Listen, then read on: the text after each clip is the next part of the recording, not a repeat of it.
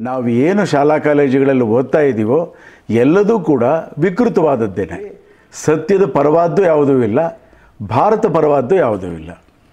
ಬಾಂಗ್ಲಾದೇಶಕ್ಕಿಂತ ಪಾಕಿಸ್ತಾನಕ್ಕಿಂತ ಇವತ್ತಿನ ಒಂದು ಪಶ್ಚಿಮ ಬಂಗಾಳ ಬಹಳ ಅಪಾಯಕಾರಿ ಒಂದು ಸ್ಥಿತಿಗೆ ತಲುಪಿಬಿಟ್ಟಿದೆ.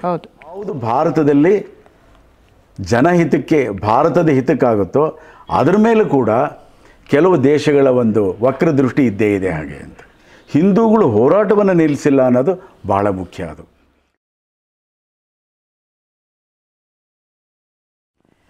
ಆತ್ಮೀಯರೇ ನಮಸ್ಕಾರ, ಸ್ವಾಗತ. ಇವತ್ತು ನಮ್ಮ ದೇಶಕ್ಕೆ ಸಂಬಂಧಪಟ್ಟಂತಹ ಒಂದು ಅತ್ಯಂತ ಪ್ರಸ್ತುತವಾದ ಪ್ರಮುಖವಾದಂತಹ ಕಾಯ್ದೆಗಳ ವಿಚಾರವಾಗಿ ಮಾತಾಡೋದಕ್ಕೆ ಹೊರಟಿದ್ದೀವಿ. ದೇಶದಲ್ಲಿ ಒಂದು ಸರ್ಕಾರ ಇರುತ್ತೆ.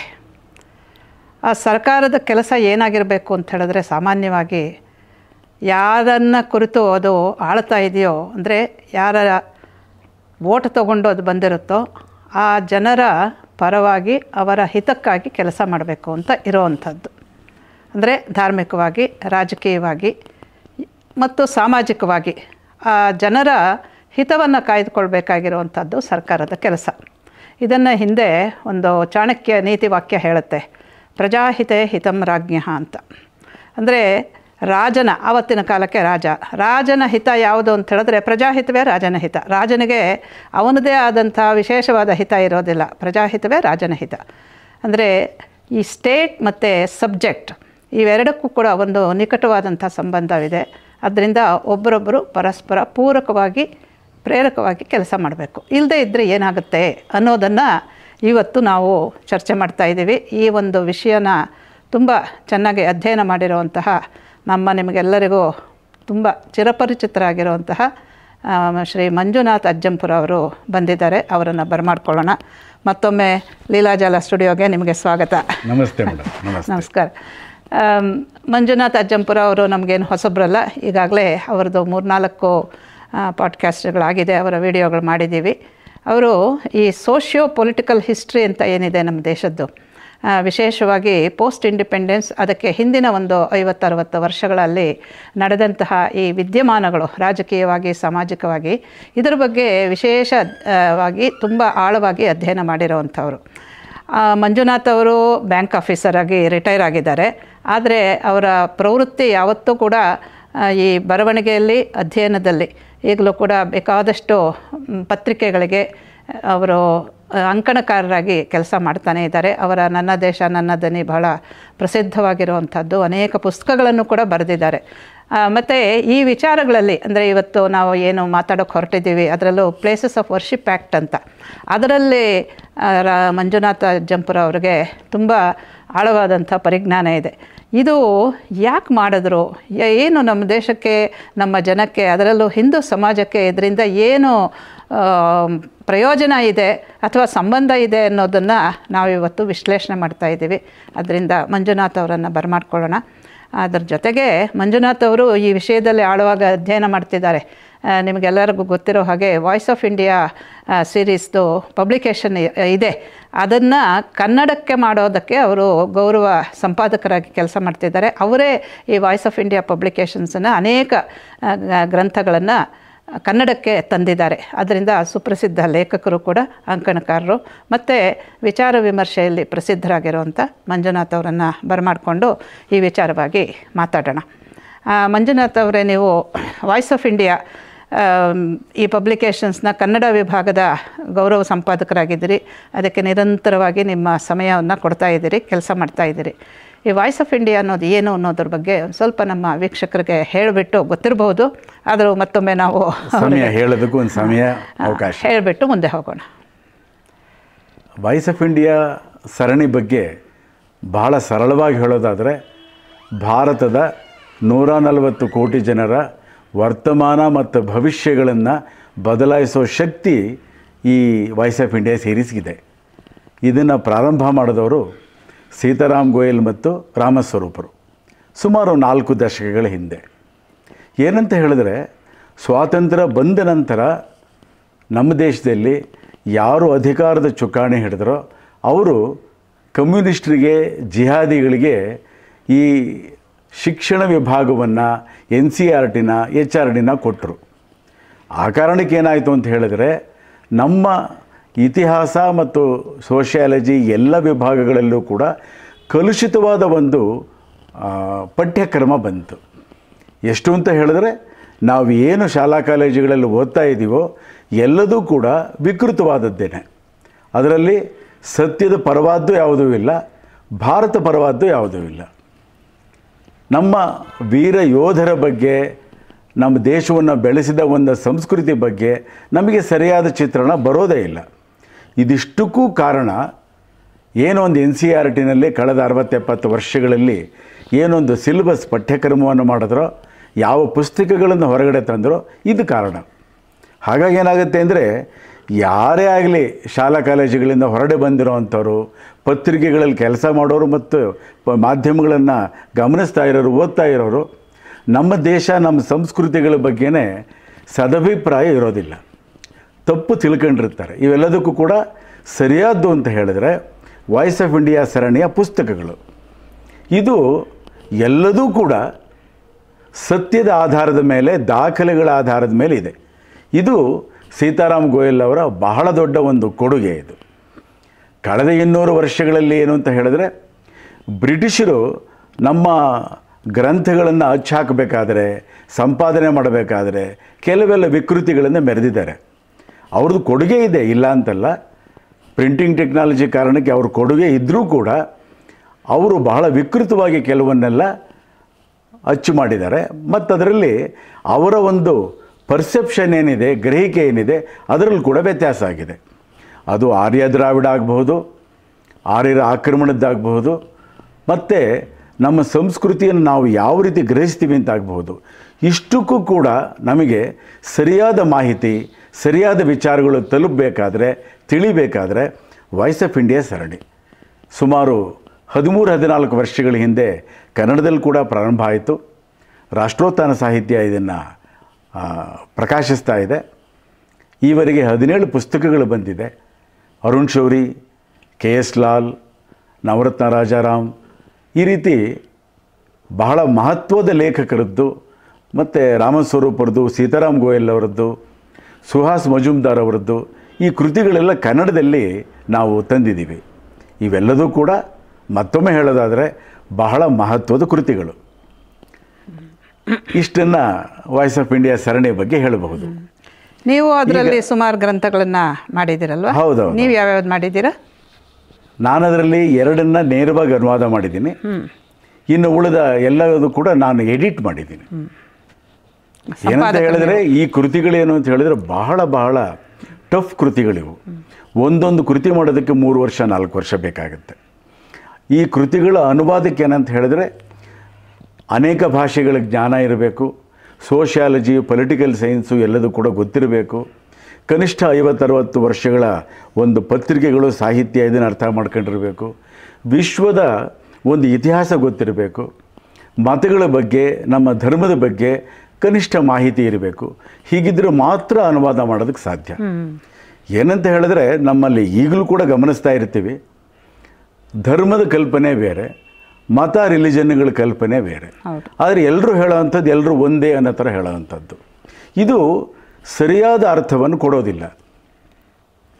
ಪ್ರೇಯರ್ ಬೇರೆ, ನಮಾಜು ಬೇರೆ, ಆರಾಧನೆ ಬೇರೆ.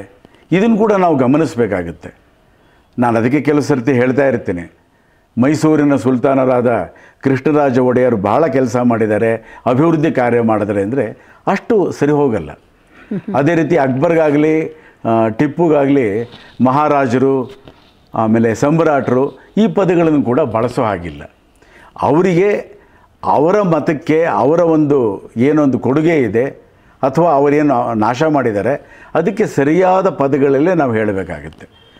ದೇವರ ಅರ್ಥ ಬೇರೆ, ಗಾಡ್ ಅರ್ಥ ಬೇರೆ, ಮತ್ತು ಅಲ್ಲ ಅರ್ಥ ಬೇರೆ. ನೋಡಿ, ಇಂಗ್ಲೀಷಲ್ಲಿ ಭಾಳ ಹಿಂದೆಯೇ ಅಲ್ಲ ಬಿಟ್ಟರೆ ಬೇರೆ ದೇವರಿಲ್ಲ ಅನ್ನೋವಂಥದ್ದು ಇಸ್ಲಾಮಿನ ಕಲ್ಪನೆ. ಅದು ಅನುವಾದ ಮಾಡಬೇಕಾದ್ರೆ ದೊಡ್ಡ ವಿದ್ವಾಂಸರೇನೆ ವ್ಯತ್ಯಾಸ ಆಯಿತು. There is no god but God ಅಂತ ಹಾಕಿದ್ರು. ಈ ರೀತಿ ಆಭಾಸಗಳಾಗುತ್ತೆ, ಏನು ಹಾಗಂದ್ರೆ ಅರ್ಥ ಇಲ್ದಂಗೆ ಆಗುತ್ತೆ. ಮತ್ತು ಅಲ್ಲಾ ಒಬ್ಬನೇ ಅಂತ ಹೇಳಿದಾಗ ನಮ್ಮಲ್ಲಿ ಆ ರೀತಿ ಏನಿಲ್ಲ. ಪಶು ಪಕ್ಷಿ ಪ್ರಾಣಿಗಳಲ್ಲಿ, ಜಡವಸ್ತುಗಳಲ್ಲಿ ಎಲ್ಲದರಲ್ಲೂ ಕೂಡ ನಾವು ದೇವರನ್ನು ಕಾಣ್ತೀವಿ. ಹೌದು. ಹೀಗಿದ್ದಾಗ ಏನಾಗುತ್ತೆ ಅಂದರೆ, ಒಂದು ಸ್ತ್ರೀ ದೇವತೆ ಅನ್ನೋ ಒಂದು ಪ್ರಶ್ನೆ ಬಂದಾಗ ಅಲ್ಲಾ ಬೇರೆ, ಸ್ತ್ರೀ ದೇವತೆ ಬೇರೆ ಆಗುತ್ತೆ. ಹೌದು. ಇದನ್ನು ಸರಿಯಾದ ಪದಗಳನ್ನೇ ಬಳಸಬೇಕಾಗತ್ತೆ. ನಮ್ಮ ಸಂಸ್ಕೃತಿಗೆ ಸಂಬಂಧಪಟ್ಟ ಹಾಗೆ ಕನ್ನಡ ಆಗ್ಬೋದು, ತೆಲುಗು ಆಗ್ಬೋದು, ಸಂಸ್ಕೃತ ಆಗ್ಬೋದು, ಹಿಂದಿ ಆಗ್ಬೋದು, ಈ ಮೂಲ ಪದಗಳನ್ನೇ ನಾವು ಬಳಸಬೇಕಾಗತ್ತೆ. ಟಿಪ್ಪು ಬಗ್ಗೆ, ಅಕ್ಬರ್ ಬಗ್ಗೆ, ಔರಂಗಜೇಬ್ ಬಗ್ಗೆ ಬರಿಬೇಕಾದ್ರೆ ಪರ್ಷಿಯನ್ ಅಥವಾ ಅರೇಬಿಕ್ ಮೂಲದ ಪದಗಳನ್ನೇ ನಾವು ಬಳಸಬೇಕಾಗತ್ತೆ. ಅದು ಸರಿಯಾದ ಅರ್ಥವನ್ನು ಕೊಡುತ್ತೆ. ಹೌದು. ಮತ್ತು ಪ್ಲೇಸಸ್ ಆಫ್ ವರ್ಷಿಪ್ ಆ್ಯಕ್ಟ್ ಬಗ್ಗೆನೇ ಹೇಳೋದಾದರೆ, ಆ ಆ್ಯಕ್ಟಲ್ಲಿ ಗುರುದ್ವಾರ, ಟೆಂಪಲ್, ಮಾಸ್ಕ್, ಚರ್ಚ್ ಎಲ್ಲದನ್ನು ಕೂಡ ಹಾಕಿದ್ದಾರೆ. ಆದರೆ ವರ್ಷಿಪ್ ಅಂತ ಹೇಳಿದ್ರೇನು, ಆರಾಧನೆ ಮಾಡುವಂಥದ್ದು ಹಾಗೆ ಅಂತ. ಆದರೆ ನಮಾಜ್ ಮಾಡುವಂತಹ ಒಂದು ಮಾಸ್ಕ್ ಏನಿದೆ ಅದು ಆರಾಧನೆಯ ಸ್ಥಳ ಅಲ್ಲ. ಹಿಂದೂಗಳಿಗೆ ಯಾವ ರೀತಿ ಇಂಗ್ಲೀಷಲ್ಲಿ ಹೇಳ್ತಾರಲ್ಲ ಸೇಕ್ರೆಡ್ ಅಂತ, ಆ ರೀತಿ ಒಂದು ಪವಿತ್ರ ತಾಣ ಅಂತ ಏನಿದೆ ಅದು ಮಸೀದಿ ಅಲ್ಲ. ಇದು ನಾನು ಹೇಳೋ ಮಾತುಗಳಲ್ಲ, ಕಾನೂನು ಹೇಳೋ ಮಾತು, ಇಸ್ಲಾಂ ಹೇಳೋ ಮಾತು, ಮತ್ತು ಪರಂಪರೆ ಗುರುತಿಸಿರೋವಂಥದ್ದು. ಈಗ ಅದಕ್ಕೆ ಹೋಗೋಕ್ಕೆ ಮೊದಲು ಈ ಪ್ಲೇಸಸ್ ಆಫ್ ವರ್ಷಿಪ್ ಆ್ಯಕ್ಟ್ ಅನ್ನೋದಿದೆ, ಅಂದರೆ ಒಂದು ಕಾಯ್ದೆ ಯಾಕೆ ಬಂದಿದೆ, ಅದು ಯಾವಾಗ ಬಂತು, ಯಾಕೆ ಬಂತು ಅಂತ ಅದನ್ನು ಫಸ್ಟು ಹೇಳಿಬಿಡಿ. ಆಮೇಲೆ ಅದರ ಪೂರ್ವಾಪರಗಳನ್ನು, ಅಂದರೆ ಪರಿಣಾಮಗಳೇನಾಯಿತು ನಮ್ಮ ಸೊಸೈಟಿ ಮೇಲೆ ಅನ್ನೋದನ್ನು ಡಿಸ್ಕಸ್ ಮಾಡೋಣ. ಫಸ್ಟು ಆ್ಯಕ್ಟ್ ಬಗ್ಗೆ ಹೇಳಿ. ಈ ಪ್ಲೇಸಸ್ ಆಫ್ ವರ್ಷಿಪ್ ಆ್ಯಕ್ಟ್ ಬಂದ ಕಥೆ ತುಂಬ ಭಯಾನಕವಾಗಿದೆ. ನಂಬೋಕೆ ಆಗೋದಿಲ್ಲ. ಈ ಥರದ್ದೊಂದು ಕಾಯ್ದೆ ಭಾರತದಲ್ಲಿ ಹಿಂದೂ ಮೆಜಾರಿಟಿ ಒಂದು ದೇಶದಲ್ಲಿ ಬರೋದಕ್ಕೆ ಸಾಧ್ಯವಾ? ನಂಬೋಕೆ ಆಗೋದಿಲ್ಲ. ಇಲ್ಲಿ ಹಿನ್ನೆಲೆಯಲ್ಲಿ ಒಂದೆರಡು ವಿಷಯಗಳನ್ನ ಹೇಳಬೇಕಾಗುತ್ತೆ. ಇದು 91ರಲ್ಲಿ ಬಂತು. ಮೇನಲ್ಲಿ ರಾಜೀವ್ ಗಾಂಧಿ ಅವರ ಹತ್ಯೆ ಆಯಿತು. ಅವರೇ ಪ್ರಧಾನಮಂತ್ರಿ ಆಗ್ತಾರೆ ಅನ್ನೋ ಒಂದು ಇತ್ತು ಆಗ. ಆದರೆ ಅವರ ಹತ್ಯೆ ಆದ ಕಾರಣಕ್ಕೋಸ್ಕರವಾಗಿ ನರಸಿಂಹರಾವ್ ಪ್ರಧಾನಮಂತ್ರಿ ಆದರು. ಇದು ಮೇ 91ರ ಅವಧಿ. ಈ ಪ್ಲೇಸಸ್ ಆಫ್ ವರ್ಷಿಪ್ ಆ್ಯಕ್ಟ್ ಅನ್ನುವಂಥದ್ದು ಜುಲೈನಲ್ಲಿ ಪಾರ್ಲಿಮೆಂಟಲ್ಲಿ ಪಾಸ್ ಆಯಿತು. ಇದು ಈ ಆ್ಯಕ್ಟು ತುಂಬ ಚಿಕ್ಕದಿದೆ, ಭಾಳ ಸರಳವಾಗಿ ನಾವೆಲ್ಲ ಓದಬೇಕಾದಂಥದ್ದು. ಏನಂದರೆ, ನಾವು ಕಾನೂನಿಗೆ ಸಂಬಂಧಪಟ್ಟ ಹಾಗೆ ನಾವು ಒಂದು ರೀತಿ ಅವಜ್ಞೆಯನ್ನು ಇಟ್ಕೊಂಡಿರ್ತೀವಿ. ಯಾವಾಗಲೂ ಒಂದು ಸರ್ತಿ ನಮಗೆ ಕೋರ್ಟು, ಜೈಲು, ಪೊಲೀಸು ಅಂತ ಹೇಳಿದಾಗ ಅದ್ರ ಬಗ್ಗೆ ಗಮನ ಹರಿಸ್ತೀವಿ. ಉಳಿದ ಹಾಗೆ ನಾವು ಗಮನ ಹರಿಸೋದೇ ಇಲ್ಲ. ಅದ್ರ ಬಗ್ಗೆ ನಮ್ಮ ಪ್ರಯಾರಿಟಿ ಇರಬೇಕು, ಆದ್ಯ ಗಮನ ಇರಬೇಕು ಅನ್ನೋದನ್ನು ಹೇಳಿ ಈ ಪ್ಲೇಸಸ್ ಆಫ್ ವರ್ಷಿಪ್ ಆ್ಯಕ್ಟ್ ಬಗ್ಗೆ ಹೇಳಬಹುದು. ನಮ್ಮ ರಾಷ್ಟ್ರೀಯ ವಿಚಾರಧಾರೆಯವರಿಗೂ ಕೂಡ ನರಸಿಂಹರಾವ್ ಬಗ್ಗೆ ಅಪಾರವಾದ ಅಭಿಮಾನ. ಅದು ಯಾಕೆ ಅಂತ ಅರ್ಥ ಆಗ್ತಾ ಇಲ್ಲ. ನರಸಿಂಹರಾವ್ ಏನೋ ಹೆಚ್ಚು ಉಪಕಾರ ಮಾಡಿದ್ರು. ವಿಶೇಷವಾಗಿ ರಾಮ ಜನ್ಮಭೂಮಿ ಇದಕ್ಕೆ ಸಂಬಂಧಪಟ್ಟ ಹಾಗೆ ಅವರು ಅಶೋಕ್ ಸಿಂಘಲ್ಗಿಂತ, ಅಡ್ವಾಣಿ ಅವರಿಗಿಂತ, ವಿಶ್ವ ಹಿಂದೂ ಪರಿಷತ್ ಕಾರ್ಯಕರ್ತರಿಗಿಂತ ಹೆಚ್ಚು ಕೆಲಸ ಮಾಡಿದ್ರು. ಒಂದು ಕೊಡುಗೆ ಅನ್ನೋ ಒಂದು ಭ್ರಮೆ ಭಾಳ ಜನರಲ್ಲಿದೆ. ಆದರೆ ಅವರ ಟ್ರ್ಯಾಕನ್ನು ನೋಡಬೇಕಾಗತ್ತೆ. ಮನಮೋಹನ್ ಸಿಂಗ್ ಏನಿದ್ದಾರೆ ಅವರ ಟ್ರ್ಯಾಕನ್ನು ನಾವು ನೋಡಬೇಕಾಗತ್ತೆ. ಅವರಿಬ್ಬರೂ ಕೂಡ ಕನಿಷ್ಠ ಒಂದು 30-40 ವರ್ಷಗಳಲ್ಲಿ ಭಾರತದ ಅರ್ಥವ್ಯವಸ್ಥೆಯನ್ನು ಉದ್ದೇಶಪೂರ್ವಕವಾಗಿ ನಾಶ ಮಾಡಿದ್ರು. ಭಾರತವನ್ನು ವಿಶೇಷವಾಗಿ ವರ್ಲ್ಡ್ ಬ್ಯಾಂಕ್ ಇರಬಹುದು, ರಿಸರ್ವ್ ಬ್ಯಾಂಕ್ ಇರಬಹುದು, ಮತ್ತು ಬೇರೆ ಬೇರೆ ಹಣಕಾಸು ಸಂಸ್ಥೆಗಳಲ್ಲಿ ಇರಬಹುದು, ಇವೆಲ್ಲದರ ಒಂದು ಇತಿಹಾಸವನ್ನು, ಭಾರತದ ಒಂದು ಬೆಲೆಯೊಬ್ಬರ ಆಗಬಹುದು ಅಥವಾ ಬೇರೆ ದುಸ್ಥಿತಿ ಯಾವುದನ್ನು ನಾವು ರಿಪ್ರೆಷನ್ ಅಂತ ಕರಿತೀವೋ, ಈ ಥರದ್ದೇನಾಗಿದೆ ಅವೆಲ್ಲದನ್ನು ಕೂಡ ಗಮನ ಇಟ್ಕೊಂಡಾಗ ಗೊತ್ತಾಗುತ್ತೆ ಯಾವ ರೀತಿ ಭಾರತಕ್ಕೆ ಅನ್ಯಾಯ ಆಯಿತು ಅಂತ. ಇರಲಿ. ಆದರೆ ಮಂಜುನಾಥ್ ಅವರಿಬ್ಬರನ್ನೂ ಈ ಲಿಬರಲೈಸೇಷನ್ ಅಂತ ಬಂತಲ್ಲ, ಅಂದರೆ ಗ್ಲೋಬಲೈಸೇಷನು, ಲಿಬರಲೈಸೇಷನ್ ಅಂದರೆ ಮಾರ್ಕೆಟು ಸ್ವಲ್ಪ ಫ್ರೀ ಆಯಿತು ಅಂತ ಅವ್ರಿಗೆ ತುಂಬ ಕ್ರೆಡಿಟ್ ಕೊಡ್ತಾರೆ. ಆದರೆ ಅದು ಬೇರೆ ವಿಚಾರ, ಇವತ್ತು ನಮ್ಮದು ವಿಷಯ ಅಲ್ಲ ಅದು. ಇಲ್ಲ, ವಿಶೇಷ ಅಂತ ಹೇಳಿದ್ರೆ ತುಂಬ ಜನ ಲಿಬರಲೈಸೇಷನ್ಗೆ ಇವರೇ ಇಬ್ಬರು ಕೂಡ ಕಾರಣಕರ್ತರು. ಹೌದು ಹೌದು, ಭಾರತವನ್ನು ಉಳಿಸಿದವರು ಅಂತ. ಇವತ್ತಿಗೂ ಆದರೆ ಆ್ಯಕ್ಚುಲಿ ಏನು ಅಂತ ಹೇಳಿದ್ರೆ ನಮ್ಮ ದೇಶದ ಅರ್ಥವ್ಯವಸ್ಥೆಯನ್ನು ನಾಶ ಮಾಡಿದವರೇ ಇವರು. ಅದೇ. ಆಮೇಲೆ ಲಿಬರಲೈಸೇಷನ್ ಏನಿದೆ ಅದು ಕುತ್ತಿಗೆಗೆ ಬಂದ್ಬಿಟ್ಟಿತ್ತದು. ಚಂದ್ರಶೇಖರ್ ಅವರು ಪ್ರಧಾನಮಂತ್ರಿಗಳಾಗಿದ್ದಾಗ ರಾಜೀವ್ ಗಾಂಧಿ ಅವರ ಅನಂತರದ ಅವಧಿಯಲ್ಲಿ ಯಾವ ರೀತಿ ದೇಶ ಹಾಳಾಗಿತ್ತು, ಎಂಥ ದುಸ್ಥಿತಿ ಇತ್ತು ಅಂತ ಹೇಳಿದ್ರೆ, ನಮ್ಮ ರಿಸರ್ವ್ ಬ್ಯಾಂಕಲ್ಲಿದ್ದ ಗೋಲ್ಡನ್ನು ಇಂಗ್ಲೆಂಡಿಗೆ ತಗೊಂಡು ಹೋಗಿ ಅದನ್ನು ಪ್ಲೆಡ್ಜ್ ಮಾಡಬೇಕಾದ ಪರಿಸ್ಥಿತಿ ಬಂತು. ಈ ಪರಿಸ್ಥಿತಿಯಿಂದ ತಪ್ಪಿಸ್ಕೊಳ್ಳೋಕ್ಕೋಸ್ಕರವಾಗಿ ಆ ಲಿಬರಲೈಸೇಷನ್ ಅನಿವಾರ್ಯವಾಗಿತ್ತು. ಯಾವುದು ಅನಿವಾರ್ಯವಾಗಿತ್ತೋ, ಯಾವುದು ಬಿಟ್ಟರೆ ಬೇರೆ ಗತಿ ಇಲ್ವೋ ಅದಕ್ಕೆ ಸೈನ್ ಮಾಡಿದ್ದಕ್ಕೆ, ಅದನ್ನು ಅನುಷ್ಠಾನಕ್ಕೆ ತಂದಿದ್ದಕ್ಕೆ ಅವರಿಬ್ಬರನ್ನ ಮಹಾತ್ಮರು ಅಂತ ಹೇಳೋದಾದರೆ ಅರ್ಥವೇ ಇಲ್ಲ. ಕೀರ್ತಿ ಬಂದ್ಬಿಟ್ಟಿದೆ, ಅರ್ಥವೇ ಇಲ್ಲ ಅದಕ್ಕೆ. ಹೌದು. ಇನ್ನು ಪ್ಲೇಸಸ್ ಆಫ್ ವರ್ಷಿಪ್ ಆ್ಯಕ್ಟ್ ಬಗ್ಗೆ ಹೇಳೋದಾದರೆ, ಈ ಥರದ್ದೊಂದು ಆ್ಯಕ್ಟ್, ಒಂದು ಅಧಿನಿಯಮ ನಮ್ಮಲ್ಲಿ ಪಾಸ್ ಆಗೋದಕ್ಕೆ ಸಾಧ್ಯವಾ ಅಂತ ಆಶ್ಚರ್ಯ ಆಗುತ್ತೆ. ಇದು ಬಹಳ ಸರಳವಾಗಿದೆ. ಆ ಅಧಿನಿಯಮ ಏನು ಅಂತ ಹೇಳಿಬಿಡಿ. ಏನಂತ ಹೇಳಿದ್ರೆ, ನೋಡಿ, ಭಾರತದಲ್ಲಿ ನಮ್ಮ ಅಯೋಧ್ಯೆಯ ರಾಮ ಜನ್ಮಭೂಮಿಯನ್ನು ಏನು ಒಂದು ಮುಕ್ತಿಗೊಳಿಸಬೇಕು ಅನ್ನೋ ಒಂದು ಹೋರಾಟ ನಡೆಯಿತು ಕಳೆದ 30-40 ವರ್ಷಗಳಲ್ಲಿ. ಅದಕ್ಕಿಂತ ಹಿಂದೆನೂ ಕೂಡ ಪ್ರಾರಂಭ ಆಯಿತು. 100 ವರ್ಷ ಆಯಿತು ಅಂತ ಹೇಳ್ತಾರೆ. ಆಗಿದೆ. ಬ್ರಿಟಿಷರ ಕಾಲದಲ್ಲಿ ಕೂಡ ಅದಕ್ಕೆ ಬೇಕಾದಷ್ಟು ಕ್ಲೇಮ್ಗಳಿತ್ತು. ತುಂಬ ದಾಖಲೆಗಳು ಇದೆ. ಜನ್ಮಸ್ಥಾನ್ ಮಸೀದ್ ಅಂತ ಇರೋವಂಥದ್ದು, ಮಸ್ಜಿದ್ನ ಅಂಥದ್ದು ದಾಖಲೆಗಳಿದೆ. ಅದರ ಅರ್ಥ ಅದು ಜನ್ಮಸ್ಥಾನ ಆಗಿತ್ತು ಅಂತ. ಹೌದು. ಜ್ಞಾನವಾಪಿ ಮಸೀದಿ ಇದ್ದಂಗೆ. ಮಸೀದಿಗೂ ಜ್ಞಾನವಾಪಿಗೂ ಏನು ಸಂಬಂಧ? ಆದರೆ ಕಾಂಗ್ರೆಸ್ ಪಕ್ಷ ಆಗಲಿ, ಕಾಂಗ್ರೆಸ್ ಪಕ್ಷದಲ್ಲಿರೋರಾಗಲಿ ಯಾವ ರೀತಿ ದೇಶಕ್ಕೆ ಅನ್ಯಾಯ ಮಾಡ್ತಾರೆ ಅಂತ ಹೇಳಿದ್ರೆ, ಈ ಒಂದು ಅಧಿನಿಯಮದ್ದೇ ಉದಾಹರಣೆ ಕೊಡಬಹುದು. ನೋಡಿ, ಮುಸಲ್ಮಾನರ ದಾಳಿ ಆಯಿತು. ಅನೇಕ ಶತಮಾನಗಳಲ್ಲಿ ನಮ್ಮ 40,000ಕ್ಕಿಂತ ಹೆಚ್ಚು ದೇವಾಲಯಗಳ ನಾಶ ಆಯಿತು. ದೇವಾಲಯಗಳನ್ನು ನಾಶ ಮಾಡಿ, ವಿಗ್ರಹಗಳನ್ನೆಲ್ಲ ಪುಡಿ ಮಾಡಿ, ಅವರ ಮಸೀದಿಗಳ ಮೆಟ್ಲುಗಳಿಗೆ ಹಾಕಿಸಿ ಇವೆಲ್ಲ ಮಾಡಿದ್ರು. ಅದನ್ನು ಅಕ್ಷರಶಃ ಕೋಟಿಗಟ್ಟಲೆ ಜನರದ್ದು ಕಗ್ಗೋಲೆ ಆಯಿತು. ಹೆಣ್ಣುಮಕ್ಕಳು ಮಾನಭಂಗ ಆಯಿತು. ಮತ್ತು ಏನು ದೇವಸ್ಥಾನಗಳೆಲ್ಲ ಸಾಂಸ್ಕೃತಿಕ ಕೇಂದ್ರಗಳು ಆಗಿದ್ವು ಅದನ್ನು ನಾಶ ಮಾಡಿದ್ರು. ಅದನ್ನು ಮತ್ತು ನಮ್ಮ ಚರಿತ್ರೆಯ ಪುಸ್ತಕಗಳಲ್ಲಿ ಯಾವ ರೀತಿ ವಿಕೃತವಾಗಿ ಬರೆದರು ಅಂದರೆ, ಬಡಜನರಿಂದ ಐಶ್ವರ್ಯವನ್ನು ಕಿತ್ತು ಅದನ್ನು ದೇವಸ್ಥಾನಗಳಲ್ಲಿ ಇಟ್ಕೊಂಡಿದ್ರು. ಇದನ್ನು ಮುಸ್ಲಿಂ ದಾಳಿಕೋರರು ಬಂದು ಅವ್ರನ್ನ ಬಿಡುಗಡೆ ಮಾಡಿದ್ರು. ವಿಶೇಷವಾಗಿ ಯಾರು ಬಡಜನರಿದ್ದರು ಅವ್ರನ್ನ ಒಂದು ರೀತಿ ಬಿಡುಗಡೆ ಮಾಡಿದ್ರು ಅನ್ನೋ ಒಂದು ಬರೋ ಥರ ನಮ್ಮ ಇತಿಹಾಸದ ಪುಸ್ತಕಗಳಲ್ಲಿ ನಾವು ನೋಡಬಹುದು. ಈ ಕಾಯ್ದೆ ಎಷ್ಟು ವಿಚಿತ್ರವಾಗಿದೆ ಅಂದರೆ, 1947 ಆಗಸ್ಟ್ 15 ಒಂದು ಕಟ್ ಆಫ್ ಡೇಟ್ ಅಂತ ಮಾಡುತ್ತೆ. ಅದಕ್ಕಿಂತ ಮುಂಚೆ ಯಾವ ಸ್ಥಿತಿನಲ್ಲಿತ್ತೋ ಆ ದೇವಾಲಯಗಳು ಹಾಗೇ ಇರಬೇಕು. ಅದರಲ್ಲಿ ಬಹಳ ಜಾಣತನದಿಂದ ಬರೀತಾರೆ, ತುಂಬ ಚೆನ್ನಾಗಿ ಬರೀತಾರೆ ಅದನ್ನು. ಈ ಪ್ಲೇಸಸ್ ಆಫ್ ವರ್ಷಿಪ್ ಏನಿದೆ, ಚರ್ಚ್ ಆಗಬಹುದು, ಮಾಸ್ಕ್ ಆಗಬಹುದು, ಗುರುದ್ವಾರ ಆಗಬಹುದು, ಟೆಂಪಲ್ ಆಗಬಹುದು, ಇದರ ಆ ರಿಲಿಜಿಯಸ್ ಸ್ವರೂಪ, ಧಾರ್ಮಿಕ ಸ್ವರೂಪ, ಮತೀಯ ಸ್ವರೂಪವನ್ನು ಬದಲಾಯಿಸೋ ಹಾಗಿಲ್ಲ. ಎಷ್ಟು ಭಯಾನಕವಾಗಿದೆ ಅಂತಂದರೆ, ಇಡೀ ದೇಶದಲ್ಲಿ ಎಲ್ಲೆಲ್ಲಿ ಯಾರ್ಯಾರು ಈ ಒಂದು ಸ್ಥಳಗಳ ಬಗ್ಗೆ, ಅಂದರೆ ಪವಿತ್ರ ಸ್ಥಳಗಳ ಬಗ್ಗೆ ಏನೇನು ಕೋರ್ಟ್ಗಳಿಗೆ ಹೋಗಿದ್ರು, ನ್ಯಾಯಾಲಯಗಳಿಗೆ ಹೋಗಿ ಅದನ್ನು ಕ್ಲೈಮ್ ಮಾಡಿದ್ರು, ನಮ್ಮದು ಅಂತ ಹೇಳಿದ್ರು, ಆ ಎಲ್ಲದೂ ಕೂಡ ನಲ್ ಆ್ಯಂಡ್ ವಾಯ್ಡ್ ಆಗೋ ಥರ ಕಾನೂನಿದು. ಚಿಕ್ಕದಿದೆ, ಆಶ್ಚರ್ಯ ಆಗುತ್ತೆ. ಇಡೀ ದೇಶದಲ್ಲಿರೋ ಎಲ್ಲ ಒಂದು ಕಾಯ್ದೆ, ಮೊಕದ್ದಮೆಗಳನ್ನು ನಾಶ ಮಾಡುವಂಥ ಕಾಯ್ದೆ ಇದು. ಅಂದರೆ ದೇವಸ್ಥಾನಕ್ಕೆ ಸಂಬಂಧಪಟ್ಟಿದ್ದು. ಹೌದೌದು. ಹಿಂದೂಗಳು ಯಾರೋ ರೀಕ್ಲೈಮ್ ಮಾಡಲೇಬಾರ್ದು. ಹಾಗೆ ಅಥವಾ ಮಾಡ್ತಾ ಇದ್ರೆ ಮುಗೀತದೆ. ಮಾಡ್ತಾ ಇದ್ರೆ ಇನ್ನು ಮುಂದೆ ಅದನ್ನು ಮುಂದುವರಿಸಬಾರ್ದು. ಎಷ್ಟು ಜಾಣತನದಿಂದ ಅಂತ ಹೇಳಿದ್ರೆ, ನೋಡಿ, ನಮ್ಮಲ್ಲಿ ಏನಂದರೆ ಅದರ ವರ್ಡಿಂಗ್ಸ್ ಒಂದು ನಿಮಿಷ ಅದನ್ನು ಹೇಳಬಹುದು. ಟೆಕ್ಸ್ಟ್ ಆಫ್ ದಿ ಆ್ಯಕ್ಟ್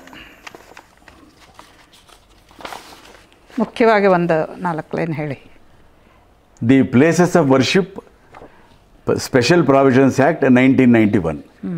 ಇದು ಅನುಷ್ಠಾನಕ್ಕೆ ಬಂದಿದ್ದು 18 ಸೆಪ್ಟೆಂಬರ್ 1991. ನೋಡಿ, short title, extent and commencement. This act may be called the places of worship special provisions act 1991. It extends to the whole of India except the state of Jammu and Kashmir. ಕಾಶ್ಮೀರದ ಬಗ್ಗೆ ಆ 370 ಏನು impact ಅನ್ನೋದು ಅರ್ಥ ಆಗುತ್ತೆ ನಮಗೆ. ಇದು 91ರಲ್ಲಾಗಿರೋದು. ಎಷ್ಟು ಜಾಣತನದಿಂದ ಕಾಯ್ದೆಗಳನ್ನು ಸಿದ್ಧಪಡಿಸ್ತಾರೆ ಅಂತ. ನಮಗಂತೂ ಏನೂ ಗೊತ್ತಾಗೋದಿಲ್ಲ, ಸಾಮಾನ್ಯ ಜನರಿಗೆ ಕಾಯ್ದೆಗಳ ಬೆಲೆ ಏನು ಅಂತ ಗೊತ್ತಾಗಲ್ಲ. ಯಾರು ಓದೋಕ್ಕೆ ಹೋಗ್ತಾರೆ, ಯಾರು ನೋಡೋಕೆ ಹೋಗ್ತಾರೆ ಹೇಳಿ? ಎಲ್ಲ ಅಡ್ವೊಕೇಟ್ಸ್ ಕೂಡ ಓದೋದು ಅಲ್ಲ, ನಿತ್ಯ ಜೀವನದಲ್ಲಿ ತೊಡಕೊಂಡಿರ್ತಾರೆ, ಅವರ ರೋಟಿ ಅಷ್ಟೇ ಕೆಲಸ. The provisions of section 3, 6 and 8 shall come into force at once, and the remaining provisions of this act shall be deemed to have came into force on the 11th day of July 91. ಅಂದರೆ ಪಾರ್ಲಿಮೆಂಟಲ್ಲಿ ಇದಾಯ್ತಲ್ಲ ಆಗ ಹಾಗೆ ಅಂತ. ಇನ್ನೊಂದು para ನೋಡಿ, 2C. Places of worship means a temple, mosque, gurdwara, church, monastery or any other place of public religious worship of any religious denomination or any section thereof by whatever name called. ಏನಂತ ಜಾಣತಾನೆ ಅಂತ ಯಾಕೆ ಹೇಳ್ತಾ ಇದ್ದೀನಿ ಅಂದರೆ, ಹಿಂದೂಗಳಲ್ಲೇ ಬೇರೆ ಬೇರೆ ಪ್ರಭೇದಗಳಿದೆ. ಹೌದು, ಇದರಲ್ಲೂ ಕೂಡ ಬದಲಾವಣೆ ಆಗಬಾರ್ದು, ಇದನ್ನು ಸಂರಕ್ಷಣೆ ಮಾಡಬೇಕು ಅನ್ನೋ ಒಂದು ವೇಷ. ಕೆಲವ್ರದ್ದು ಸುನ್ನಿಗಳಿದ್ದಿರಬಹುದು ಅಥವಾ ಶಿಯಾಗಳಿದ್ದಿರಬಹುದು, ಅದನ್ನು ಕೂಡ ಪ್ರೊಟೆಕ್ಷನ್ ಮಾಡುತ್ತೆ ಅನ್ನೋ ಒಂದು ವೇಷ. ಅದು ಅಷ್ಟು ಚೆನ್ನಾಗಿ ಬರೆದಿದ್ದಾರೆ ಇದನ್ನು. 3. Bar of conversion of places of worship. No person shall convert any place of worship of any religious denomination or any section thereof into a place of worship of a different section of the same religious denomination or of a different religious denomination or any section thereof. ಯಾವ ರೀತಿ ಜಾಣತನದಿಂದ ಮಾಡ್ತಾರೆ ಹಾಗೆ ಅಂತ. ಅಂದರೆ ಇದರ ಅರ್ಥ ಹಿಂದೂಗಳಲ್ಲೇ ಆಗಿ ಈಗ ಯಾರೋ ಒಂದು ಪಂಥದವರು ಇಟ್ಕೊಂಡಿರೋದನ್ನ ಇನ್ನೊಂದು ಪಂಥ ಕ್ಲೈಮ್ ಮಾಡೋ ಹಾಗಿಲ್ಲ, ಅದು ಹಾಗಾಗಿ ಬಿದ್ದಿರಬೇಕು. ಈಗ ಮುಸಲ್ಮಾನರು ದೇವಸ್ಥಾನಗಳನ್ನು ಒಡೆದು ಅಂದರೆ ಅವ್ರ ಮಸೀದಿ ಕಟ್ಕೊಂಡಿದ್ದಾರೆ, ಅದನ್ನು ಮುಟ್ಟೋ ಹಾಗಿಲ್ಲ. ಸೊ ಇಂಟರ್ ರಿಲಿಜಿಯಸ್ಸು ಆಗಬಾರ್ದು, ಆಮೇಲೆ ಎಕ್ಸ್ಟರ್ನಲ್ಲೂ ಆಗಬಾರ್ದು. ಸಂರಕ್ಷಣೆಯ ನೆಪದಲ್ಲಿ ವಿಶೇಷವಾಗಿ ಮುಸಲ್ಮಾನರೇನ 40,000ಕ್ಕಿಂತ ಹೆಚ್ಚು ದೇವಾಲಯಗಳನ್ನು ನಾಶ ಮಾಡಿದ್ದಾರೆ. ಅದನ್ನು ಸಂರಕ್ಷಣೆ ಮಾಡೋ ಅಂಥ ಒಂದು ದುಷ್ಟ ಕಾಯ್ದೆ ಇದು. ಮತ್ತು ಇನ್ನೊಂದೇನೆಂದ್ರೆ ಗೊತ್ತಾ ಮೇಡಮ್, ನಮ್ಮ ಎಲ್ಲ ದೇವಾಲಯಗಳಿಗೆ ಅನೇಕ ಸಾವಿರ ವರ್ಷಗಳಲ್ಲಿ ನಮ್ಮ ಹಿಂದೂ ರಾಜರು ಮತ್ತು ಸಮ್ರಾಟರು ಎಲ್ಲ ಹಂತಗಳಲ್ಲಿ ಸಣ್ಣ ಪುಟ್ಟ ರಾಜರು ಕೂಡ ಅದಕ್ಕೆ ಆ ದೇವಸ್ಥಾನಗಳ ನಿರ್ವಹಣೆಗೆ ಜಮೀನನ್ನು ಕೊಟ್ಟಿದ್ರು. ಅದು ಈ ಕಾರಣಕ್ಕೆ ಏನಾಗುತ್ತೆ, ಅದು ಒಡೆದಾಗ ಅದು ವಕ್ಫ್ ಪ್ರಾಪರ್ಟಿ ಆಗುತ್ತೆ. ವಕ್ಫ್ ಅಂದ್ರೆ ಏನು? ಇಸ್ಲಾಮಿಗೆ ಸಂಬಂಧಪಟ್ಟಿದ್ದು ಮತ್ತು ಇಸ್ಲಾಮಿನ ನಿಯಂತ್ರಣದಲ್ಲಿರುವಂಥ ಆಸ್ತಿ ಹಾಗೆ ಅಂತ. ನಮ್ಮ ದೇವಸ್ಥಾನ ಒಂದಿದೆ, ಅದನ್ನು ನಾಶ ಮಾಡಿದ್ದಾರೆ, ಅದಕ್ಕೆ ಸಂಬಂಧಪಟ್ಟ ಜಮೀನಿದೆ, ಅದು ಕೂಡ ವಕ್ಫ್ ಪ್ರಾಪರ್ಟಿ ಆಗುತ್ತೆ. ಈ ಎಲ್ಲ ದೇವಾಲಯಗಳ ವಕ್ಫ್ ಪ್ರಾಪರ್ಟಿ ಆಗೋದ್ರ ಜೊತೆಯಲ್ಲಿ ಆ ಜಮೀನು ಕೂಡ ಅದಾಗುತ್ತೆ. ಅಷ್ಟು ಜಾಣತನದಿಂದ ಮಾಡಿರೋವಂಥ ಅಂದರೆ ನೀವು ಹೇಳ್ತಾ ಇರೋದು ಈ ಪ್ಲೇಸಸ್ ಆಫ್ ವರ್ಷಿಪ್ ಆ್ಯಕ್ಟ್ ಇದೆಯಲ್ಲ, ಇದು ಮತ್ತು ವಕ್ಫ್ ಆ್ಯಕ್ಟ್ ಇವೆರಡೂ ಕೂಡ ಒಟ್ಟಿಗೆ ಹೋಗುತ್ತಾ ಇದೆ ಅಂತನಾ? ಆಗತ್ತೆ. ಅಂದರೆ ಎರಡನ್ನೂ ಕೂಡ ಒಟ್ಟಿಗೆ ಓದಬಹುದು. ಎರಡನ್ನೂ ಕೂಡ ಕೆಲವು ಸರ್ತಿ ಒಟ್ಟಿಗೆ ಓದಬೇಕಾಗತ್ತೆ ಅಂತ ಹೇಳ್ತಾರಲ್ಲ ಕಾನೂನಲ್ಲಿ, ಹಾಗೆ ಇದು. ಆಮೇಲೆ ಇನ್ನೊಂದೇನು ಇದರಲ್ಲಿ ವಿಶೇಷ ಅಂತ ಹೇಳಿದ್ರೆ, ರಾಮ ಜನ್ಮಭೂಮಿ ಆಂದೋಲನ ಏನಿತ್ತು ಅದೊಂದನ್ನು ಇದಕ್ಕೆ ಸೇರಿಸಬಾರದು ಹಾಗೆ ಅಂತ ಮಾಡಿದ್ರು. ಇದು ಕೂಡ ಎಕ್ಸೆಪ್ಷನ್, ಅಪವಾದ ಅದೊಂದು. ಅಂದರೆ ಮೇಲ್ನೋಟಕ್ಕೆ ಏನಂದ್ರೆ ಸಾರ್ವಜನಿಕರಿಗೆ ಈ ರಾಮ ಜನ್ಮಭೂಮಿ ವಿವಾದ ಏನಿದೆ ಅದಕ್ಕೆ ಸಂಬಂಧಪಟ್ಟ ಹಾಗೆ ಇದರಿಂದ ಏನೂ ತೊಂದರೆ ಇಲ್ಲ ಹಾಗೆ, ಉಳಿದದನ್ನೆಲ್ಲ ಸಂರಕ್ಷಣೆ ಮಾಡುತ್ತೆ. ಇದೊಂದನ್ನು ಮಾತ್ರ ಆ ನ್ಯಾಯಾಲಯದಲ್ಲಿ ಏನಿದೆ ಅದಕ್ಕೇನೋ ತೊಂದರೆ ಆಗೋದಿಲ್ಲ ಹಾಗೆ ಅಂತ. ಮತ್ತೆ ಆ ನಲ್ ಆ್ಯಂಡ್ ವಾಯ್ಡ್ ಮಾಡೋ ಅಂಥದ್ದು ಇದೆಯಲ್ಲ, ಇದು ನಾವು ಅರ್ಥ ಮಾಡ್ಕೋಬೇಕು. ಈಗಲೂ ಕೂಡ ಇದೆ. ಕಾನೂನಿಗೆ ಸಂಬಂಧಪಟ್ಟ ಹಾಗೆ ಇನ್ನೊಂದು ಬಹಳ ಮುಖ್ಯವಾದ ಅಂಶ ಅಂತ ಹೇಳಿದ್ರೆ, ಸಂವಿಧಾನದ ಅನೇಕ ತಿದ್ದುಪಡಿಗಳಿಗೆ ನಮಗೆ 3/2 ಬಹುಮತ ಬೇಕು ಹಾಗೇನೋ ಒಂದು ಇದು ಬರುತ್ತೆ. ಆದರೆ ಪ್ಲೇಸಸ್ ಆಫ್ ವರ್ಷಿಪ್ ಆ್ಯಕ್ಟ್ ಆಗಲಿ ವಕ್ಫ್ ಆ್ಯಕ್ಟ್ ಆಗಲಿ ಇದರ ಒಂದು ರಿಪೀಲಿಂಗಿಗೆ, ರದ್ದು ಮಾಡೋದಕ್ಕೆ ಸರಳವಾದ ಬಹುಮತ ಸಾಕು. ಅನೇಕ ವರ್ಷಗಳಿಂದ ಹರಿಶಂಕರ್ ಜೈನ್ ಆಗಲಿ ವಿಷ್ಣುಶಂಕರ್ ಜೈನ್ ಆಗಲಿ ಯಾರ್ಯಾರು ಕಾನೂನಿನ ಪಂಡಿತರಿದ್ದಾರೆ, ನ್ಯಾಯವಾದಿಗಳಿದ್ದಾರೆ, ಯಾರ್ಯಾರು ಹೋರಾಟ ಮಾಡ್ತಾ ಇದ್ದಾರೆ, ಅವರೆಲ್ಲರೂ ಕೂಡ ಈ ಎರಡೂ ಆ್ಯಕ್ಟ್ಗಳನ್ನು ರದ್ದು ಮಾಡಬೇಕು ಅಂತ ಇದಕ್ಕೆ ಹೋರಾಟ ಮಾಡ್ತಾ ಇದ್ದಾರೆ. ನಾನು ಕೂಡ ವೈಯಕ್ತಿಕವಾಗಿ ನನ್ನ ಮಾತುಗಳಲ್ಲಿ ಹೇಳ್ತಾ ಇದ್ದೀನಿ, ಅಂಕಣ ಬರಹಗಳಲ್ಲಿ ಹೇಳ್ತಾ ಇದ್ದೀನಿ, ಇದಕ್ಕೆ ಒತ್ತಾಯ ಮಾಡಬೇಕು ಹಾಗೆ ಅಂತ, ಅಂದರೆ ರದ್ದು ಮಾಡೋದಕ್ಕೆ. ಇದಕ್ಕೆ ಸರಳವಾದ ಬಹುಮತ ಬೇಕು ಅನ್ನೋದನ್ನು ಕೂಡ ನಾವು ನೆನ್ಪಿಟ್ಕೋಬೇಕು. ಅದು ಉಲ್ಲೇಖ ಆಗಿದೆಯಾ ಎಲ್ಲಾದರೂ? ಸರಳವಾದ ಬಹುಮತ ಇದ್ದರೆ ತೆಗಿಬಹುದನ್ನ ಅಂತ ಈ ಆ್ಯಕ್ಟಲ್ಲಿಲ್ಲ, ಕಾನೂನಿನ ಪಂಡಿತರು ಹೇಳಿದ್ದಾರೆ. ಸರಿ, ಉದಾಹರಣೆಗೆ ವಿಷ್ಣುಶಂಕರ್ ಜೈನ್ ಹೇಳಿದ್ದಾರೆ ಸರಳವಾದ ಬಹುಮತ ಸಾಕು ಹಾಗೆ ಅಂತ. ನಿಮಗೆ ಗೊತ್ತೇ ಇದೆ, ರಾಮ ಜನ್ಮಭೂಮಿ ಹೋರಾಟ ಆಗಲಿ, ವಾರಣಾಸಿ ಮತ್ತು ಮಥುರಾ ಆಗಲಿ, ಆ ಎಲ್ಲದನ್ನು ಮುಕ್ತಿಗೊಳಿಸೋದಕ್ಕೋಸ್ಕರವಾಗಿ ಅವರದ್ದು ಬಹಳ ದೊಡ್ಡ ಒಂದು ಕೊಡುಗೆ ಇದೆ, ಈಗಲೂ ಕೂಡ ಮುಂದುವರೆದಿದೆ. ನೋಡಿ, any place of worship referred to in the said subsections which is an ancient and historical monument or an archaeological site, ಎಲ್ಲದನ್ನು ಕವರ್ ಮಾಡ್ತಾರೆ. ನೋಡಿ, ಕೆಲವು ನಮಗೆ ಆರ್ಕಿಯಾಲಜಿಕಲ್ ಡಿಪಾರ್ಟ್ಮೆಂಟ್ ಆಗಿರ್ಬೋದು, ಕೆಲವು ಸೇರದೇ ಇರಬಹುದು. ಈ ಎಲ್ಲದೂ ಕೂಡ ಕೆಲವು ದೇವಸ್ಥಾನಗಳಲ್ಲಿ ಪೂಜೆ ನಡೀತಾ ಇರಬಹುದು, ಅಥವಾ ಏನೂ ನಡೆದಿಲ್ಲ ಹಾಗೇ ಇರಬಹುದು. ಎಲ್ಲದನ್ನು ಕೂಡ ಏನ್ಷಿಯಂಟ್ ಆ್ಯಂಡ್ ಹಿಸ್ಟಾರಿಕಲ್ ಎಲ್ಲದನ್ನು ಕೂಡ ಇದು ಕವರ್ ಮಾಡುತ್ತೆ. Remains covered by the ancient monuments and archaeological sites and remains act R any other law for the time being in force, ಈ ಎಲ್ಲದೂ ಕೂಡ ಕವರ್ ಮಾಡುತ್ತೆ. ಇನ್ನೊಂದು ಪದ ಬರುತ್ತೆ ಇಲ್ಲಿ, ಅಬೇಟ್ ಅಂತ. ಕೋರ್ಟಲ್ಲಿ, ಟ್ರಿಬ್ಯುನಲಲ್ಲಿ, ಬೇರೆ ಅಥಾರಿಟಿಗಳಲ್ಲಿ ಏನಿದೆಯೋ ಆ ಎಲ್ಲದನ್ನು ಕೂಡ ವಜಾ ಮಾಡಿಬಿಡುತ್ತೆ ಇದು. ಈಗ ಹಾಗಾದರೆ ಈಗ ಕಾಶಿ ಮತ್ತು ಮಥುರಾದು ನಡೀತಾ ಇದೆಯಲ್ಲ, ಅದು ಕೂಡ ಇದ್ರ ಕೆಳಗೆ ಬರುತ್ತೆ ಅಲ್ವಾ? ಅಂದರೆ ಇವಾಗ ಹೇಗೆ ಕೋರ್ಟ್ಗೆ ಹೋಗಿದೆ? ಪ್ಲೇಸಸ್ ಆಫ್ ವರ್ಷಿಪ್ ಆ್ಯಕ್ಟ್ಗೆ ಬರುತ್ತೆ, ಅದು ಕವರ್ ಆಗುತ್ತೆ. ಹೌದು. ಹಾಗಾಗಿ ಅಪಾಯ ಈಗಲೂ ಇದೆ. ಎರಡಕ್ಕೂ ಕೂಡ ಆ ಹೋರಾಟದ ಮೊದಲನೇ ಪಾಯಿಂಟೇ ಅದು. ಯಾಕೆ ಅಂತ ಹೇಳಿದ್ರೆ ಅವೆರಡೂ ಕೂಡ ಮಸೀದಿಗಳಾಗಿದೆ. ಹೌದು. ಜ್ಞಾನವಾಪಿ ಆಗಲಿ, ಮಥುರಾ ಆಗಲಿ, ಆ ಎಲ್ಲದನ್ನು ಕೂಡ ನಾನು ಸ್ವತಃ ನೋಡಿದ್ದೀನಿ ಹೇಗೆ ಅಂತ. ಕೆಳಗಡೆ ಕೃಷ್ಣ ಜನ್ಮಸ್ಥಾನ ಇದೆ, ಮೇಲ್ಗಡೆ ಮಸೀದಿ ಇದೆ. ಎಲ್ಲಿ ಆ ವಾರಣಾಸಿನಲ್ಲಿ ದೇವಸ್ಥಾನ ಇತ್ತೋ ಅದೇ ಮಸೀದಿ ಆಗಿದೆ.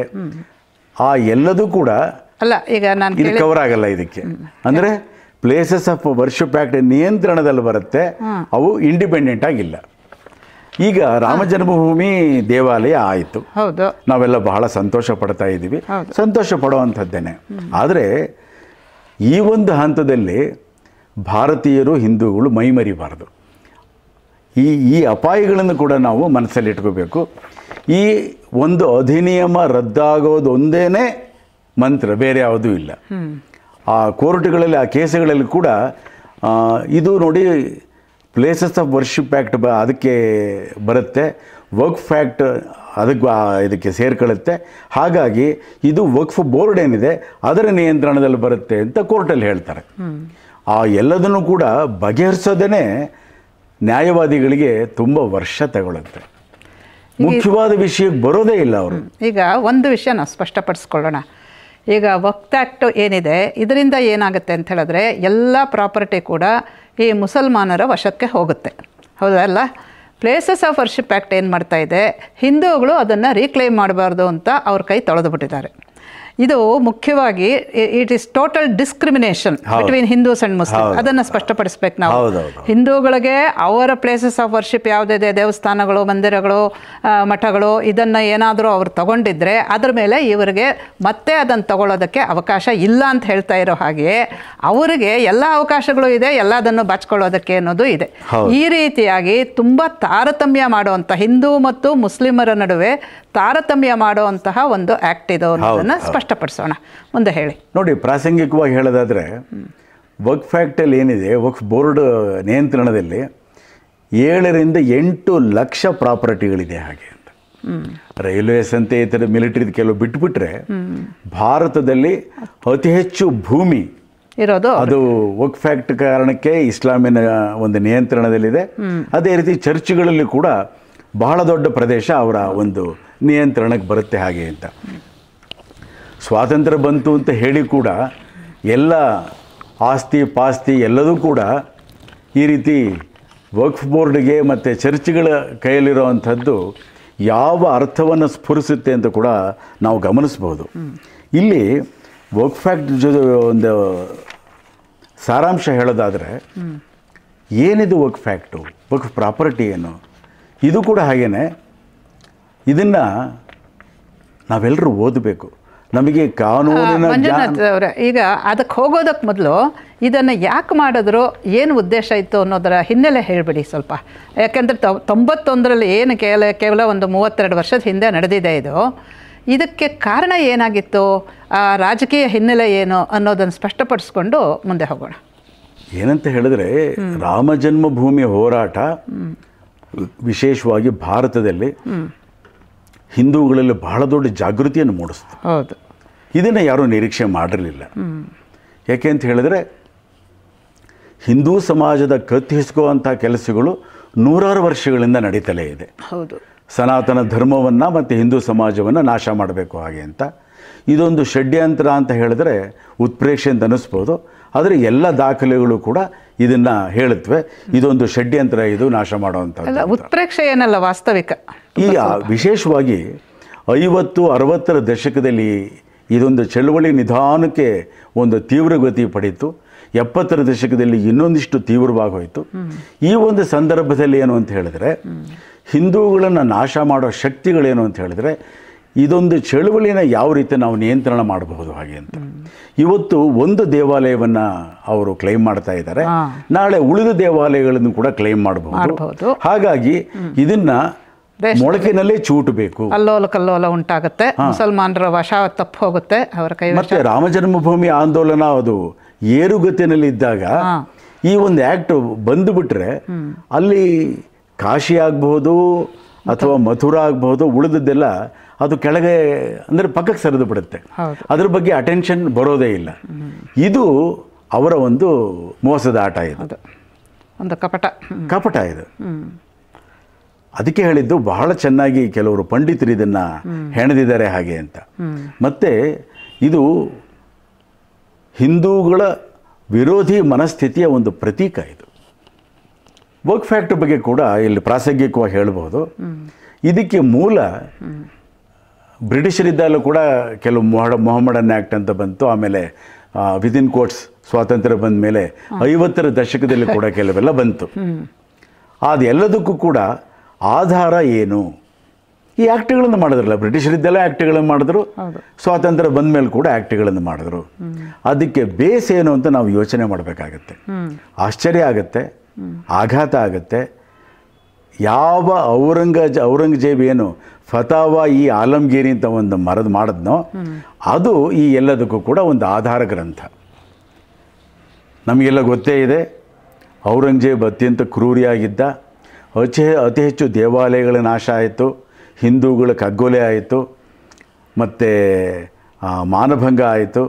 ಮತ್ತು ಇಲ್ಲಿಂದ ಅಕ್ಷರಶಃ ಲಕ್ಷ ಹೆಣ್ಣುಮಕ್ಕಳು ಈ ಸೆಕ್ಸ್ ಸ್ಲೇವ್ಸ್ ಆಗಿ ಮಾರಾಟವಾದರು. ಇಷ್ಟಕ್ಕೂ ಕಾರಣ ಅವನ ಒಂದು ಇಸ್ಲಾಮಿನ ನಿಷ್ಠೆ, ಮತ್ತು ಅದಕ್ಕೆ ಅವನು ಭಾಳ ಖ್ಯಾತಿ ಗಳಿಸಿರುವಂಥದ್ದು. ಇಸ್ಲಾಮಿನ ಪ್ರಕಾರನೇ ನಾನಿದ್ದೀನಿ ಅಂತ ಅವನು ಕೂಡ ಹೇಳಿದ್ದಾನೆ. ಒಂದು ಕಂಪೆಂಡಿಯಂ ಥರ ಒಂದು ಕೋಡಿಫೈಡ್ ಇದನ್ನು ಅವನು ಮಾಡಿಸ್ದ. ಅದನ್ನು ಹೀಗಿರಬೇಕು. ಫತಾವಾ ಈ ಆಲಮ್ಗೀರಿ ಆ ವಿವರಗಳನ್ನು ಹೇಳುತ್ತೆ. ದೊಡ್ಡದಾಗಿದೆ. ಅದರ ಸಾರಾಂಶ ಕೂಡ ಇತ್ತೀಚೆಗೆ ಬರ್ತಾ ಇದೆ. ಏನು ಮುಖ್ಯವಾದ ಸಾರಾಂಶ ಏನದ್ರದ್ದು? ಅದೇ ಇಸ್ಲಾಮಿನ ಪ್ರಕಾರ ಹೇಗಿರಬೇಕು ಒಟ್ಟಿನಲ್ಲಿ ಕಾಫಿರನ್ನ ಹೇಗೆ ಮಟ್ಟ ಹಾಕ್ತಾರೆ ಅವೆಲ್ಲದೂ ಕೂಡ ಸ್ಪಷ್ಟವಾಗೇ ಇದೆ. ಮತ್ತು ಇಸ್ಲಾಮಿನದು ಏನಂತ ಹೇಳಿದ್ರೆ ಅದರ ಇತಿಹಾಸವನ್ನು ನೋಡಬೇಕಾಗತ್ತೆ. ಇಸ್ಲಾಮಿನ ಡಾಕ್ಟ್ರಿನ್ ಏನು ಅನ್ನೋದನ್ನು ಕೂಡ ನಾವು ಗಮನಿಸಬೇಕಾಗತ್ತೆ. ಅದರಲ್ಲಿ ಸುಸಂಬದ್ಧತೆ ಇಲ್ಲ. ನಾವು ಖುರಾನ್ ಮತ್ತು ಹದೀಸುಗಳನ್ನು ಓದಿದಾಗ ಗೊತ್ತಾಗುತ್ತೆ ಇಲ್ಲಿ ಸುಸಂಬದ್ಧತೆ ಇಲ್ಲ ಅಂತ. ಹಾಗಾಗಿ ಅವನು ಅರೇಬಿಕ್ ಸ್ಕಾಲರ್ಸ್ ಕೂಡ ಕರೆಸ್ದ ಔರಂಗಜೇಬ್. ಈ ಒಂದು ಕೋಡಿಫೈಡ್ ಈ ಒಂದು ಗ್ರಂಥದಲ್ಲಿ ಏನು ಅಂತ ಹೇಳಿದ್ರೆ ಈ ಎಲ್ಲ ವಿವರಗಳು ಇದೆ. ಫತ್ವಾಗಳನ್ನು ಹೊರಡಿಸ್ತಾರೆ ಕೆಲವರೆಲ್ಲ, ಈಗಲೂ ಕೂಡ ಅದು ಆಗ್ತಾ ಇರುತ್ತೆ. ಅವೆಲ್ಲದಕ್ಕೂ ಬೇಸ್ ಯಾವುದು ಅಂದರೆ ಈ ಫತಾವಾ ಈ ಆಲಮ್ಗೀರಿನೇ. ಇದರಿಂದ ಸ್ವಾತಂತ್ರ್ಯ ಪೂರ್ವದಲ್ಲಿ ಮತ್ತು ಸ್ವಾತಂತ್ರ್ಯೋತ್ತರ ಅವಧಿನಲ್ಲಿ ಅಧಿನಿಯಮಗಳು ನಮ್ಮ ದೇಶದಲ್ಲಿ ಪಾಸಾಗುತ್ತೆ, ಅನುಷ್ಠಾನ ಆಗುತ್ತೆ ಅನ್ನೋದು ಆಶ್ಚರ್ಯ ಆಗುತ್ತೆ ನೋಡಿ. ಇತ್ತೀಚಿಂದು ಅಂತ ಹೇಳಿದ್ರೆ ಇದು 95ರದ್ದು. ಇದು ಕೂಡ ಬಹಳ ವಿಶೇಷ ಮತ್ತು ವಿಚಿತ್ರ. ಸನ್ಮಾನ್ಯ PV ನರಸಿಂಹರಾವ್ ಅವರು ಪ್ರೈಮ್ ಮಿನಿಸ್ಟರ್ ಆಗಿದ್ದಾಗಲೇ ಆಗಿದ್ದಿದ್ದು, 95ರಲ್ಲಿ ಆಗಿದ್ದಿದ್ದು. ಇದರ ವಿವರಗಳು ಕೂಡ ಭಾಳ ಭಯಾನಕವಾಗಿದೆ.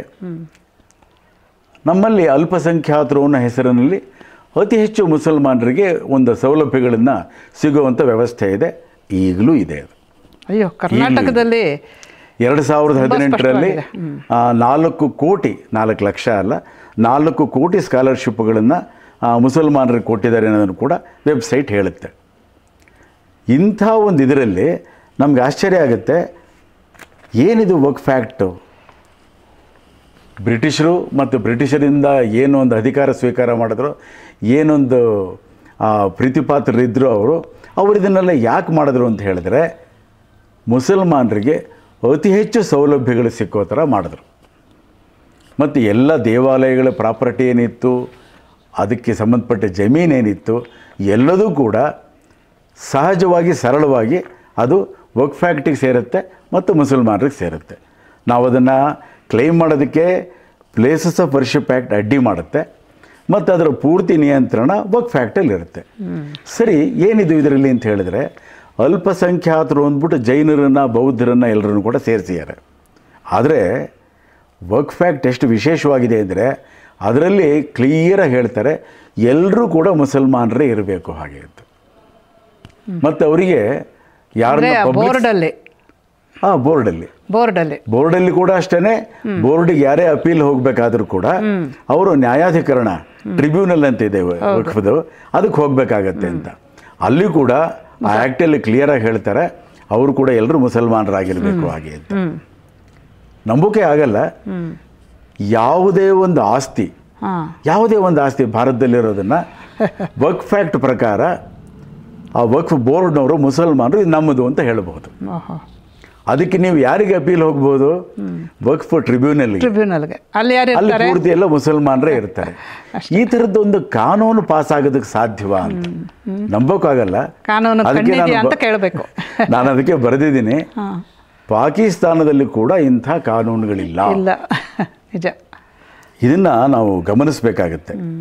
ನೋಡಿ, ಇದು 95ರಲ್ಲಿ ಸನ್ಮಾನ್ಯ ನರಸಿಂಹರಾವ್ ಇದ್ದಾಗ ಆಯ್ತಿದು.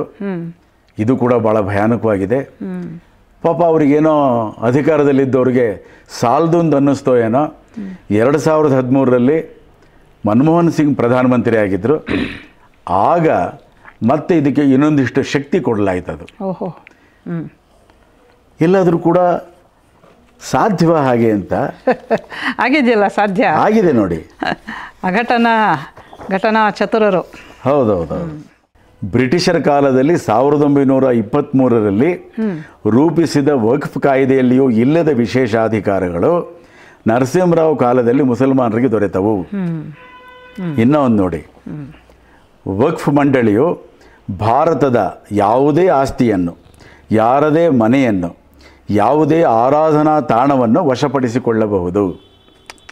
ಇದರ ವಿರುದ್ಧ ಯಾರೂ ಸಿವಿಲ್ ಕೋರ್ಟ್, ಹೈಕೋರ್ಟ್ಗಳಿಗೆ ಹೋಗುವಂತಿಲ್ಲ. ಕೇವಲ ವಕ್ಫ್ ನ್ಯಾಯಮಂಡಳಿಗಳಿಗೆ ಕೋರಿಕೆ ಸಲ್ಲಿಸಬಹುದು. ಅಲ್ಲಿರುವ ಎಲ್ಲರೂ ಮುಸ್ಲಿಮರು ಮಾತ್ರವೇ ಎಂಬುದು ಇಲ್ಲಿ ಮುಖ್ಯವಾಗುತ್ತದೆ. ನೋಡಿ, ನಂಬಕ್ಕಾಗತ್ತಾ? ಇದು ನನಗನ್ಸುತ್ತೆ ಇದು ಒಂದು ಸುಮ್ಮನೆ ಒಂದು ಆ್ಯಕ್ಟ್ ಅಲ್ಲ.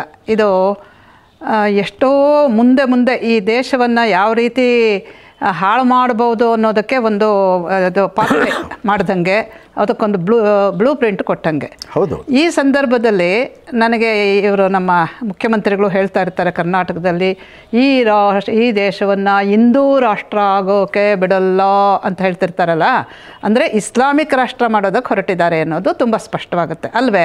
ಇಲ್ದಿದ್ರೆ ಅದನ್ನು ಹೇಳಿದ್ರಲ್ಲ, ಕರ್ನಾಟಕದಲ್ಲಿರೋದು ಮುಸ್ಲಿಂ ಪರವಾದ ಸರ್ಕಾರ ಅಂತ ಅಧಿಕೃತವಾಗಿ ಉಪಮುಖ್ಯಮಂತ್ರಿಗಳು ಅದನ್ನು ಘೋಷಣೆ ಮಾಡಿಬಿಟ್ರು.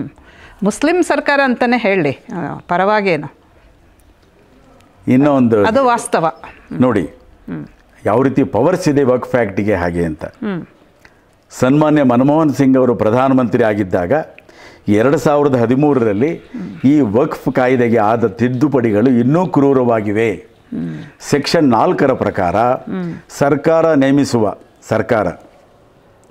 ಸರ್ವೆ ಕಮಿಷನರ್ ಅವರು 1 ವರ್ಷದೊಳಗೆ ತಮ್ಮ ವರದಿಯನ್ನು ನೇರವಾಗಿ ವಕ್ಫ್ ಮಂಡಳಿಗೆ ಸಲ್ಲಿಸಬೇಕು.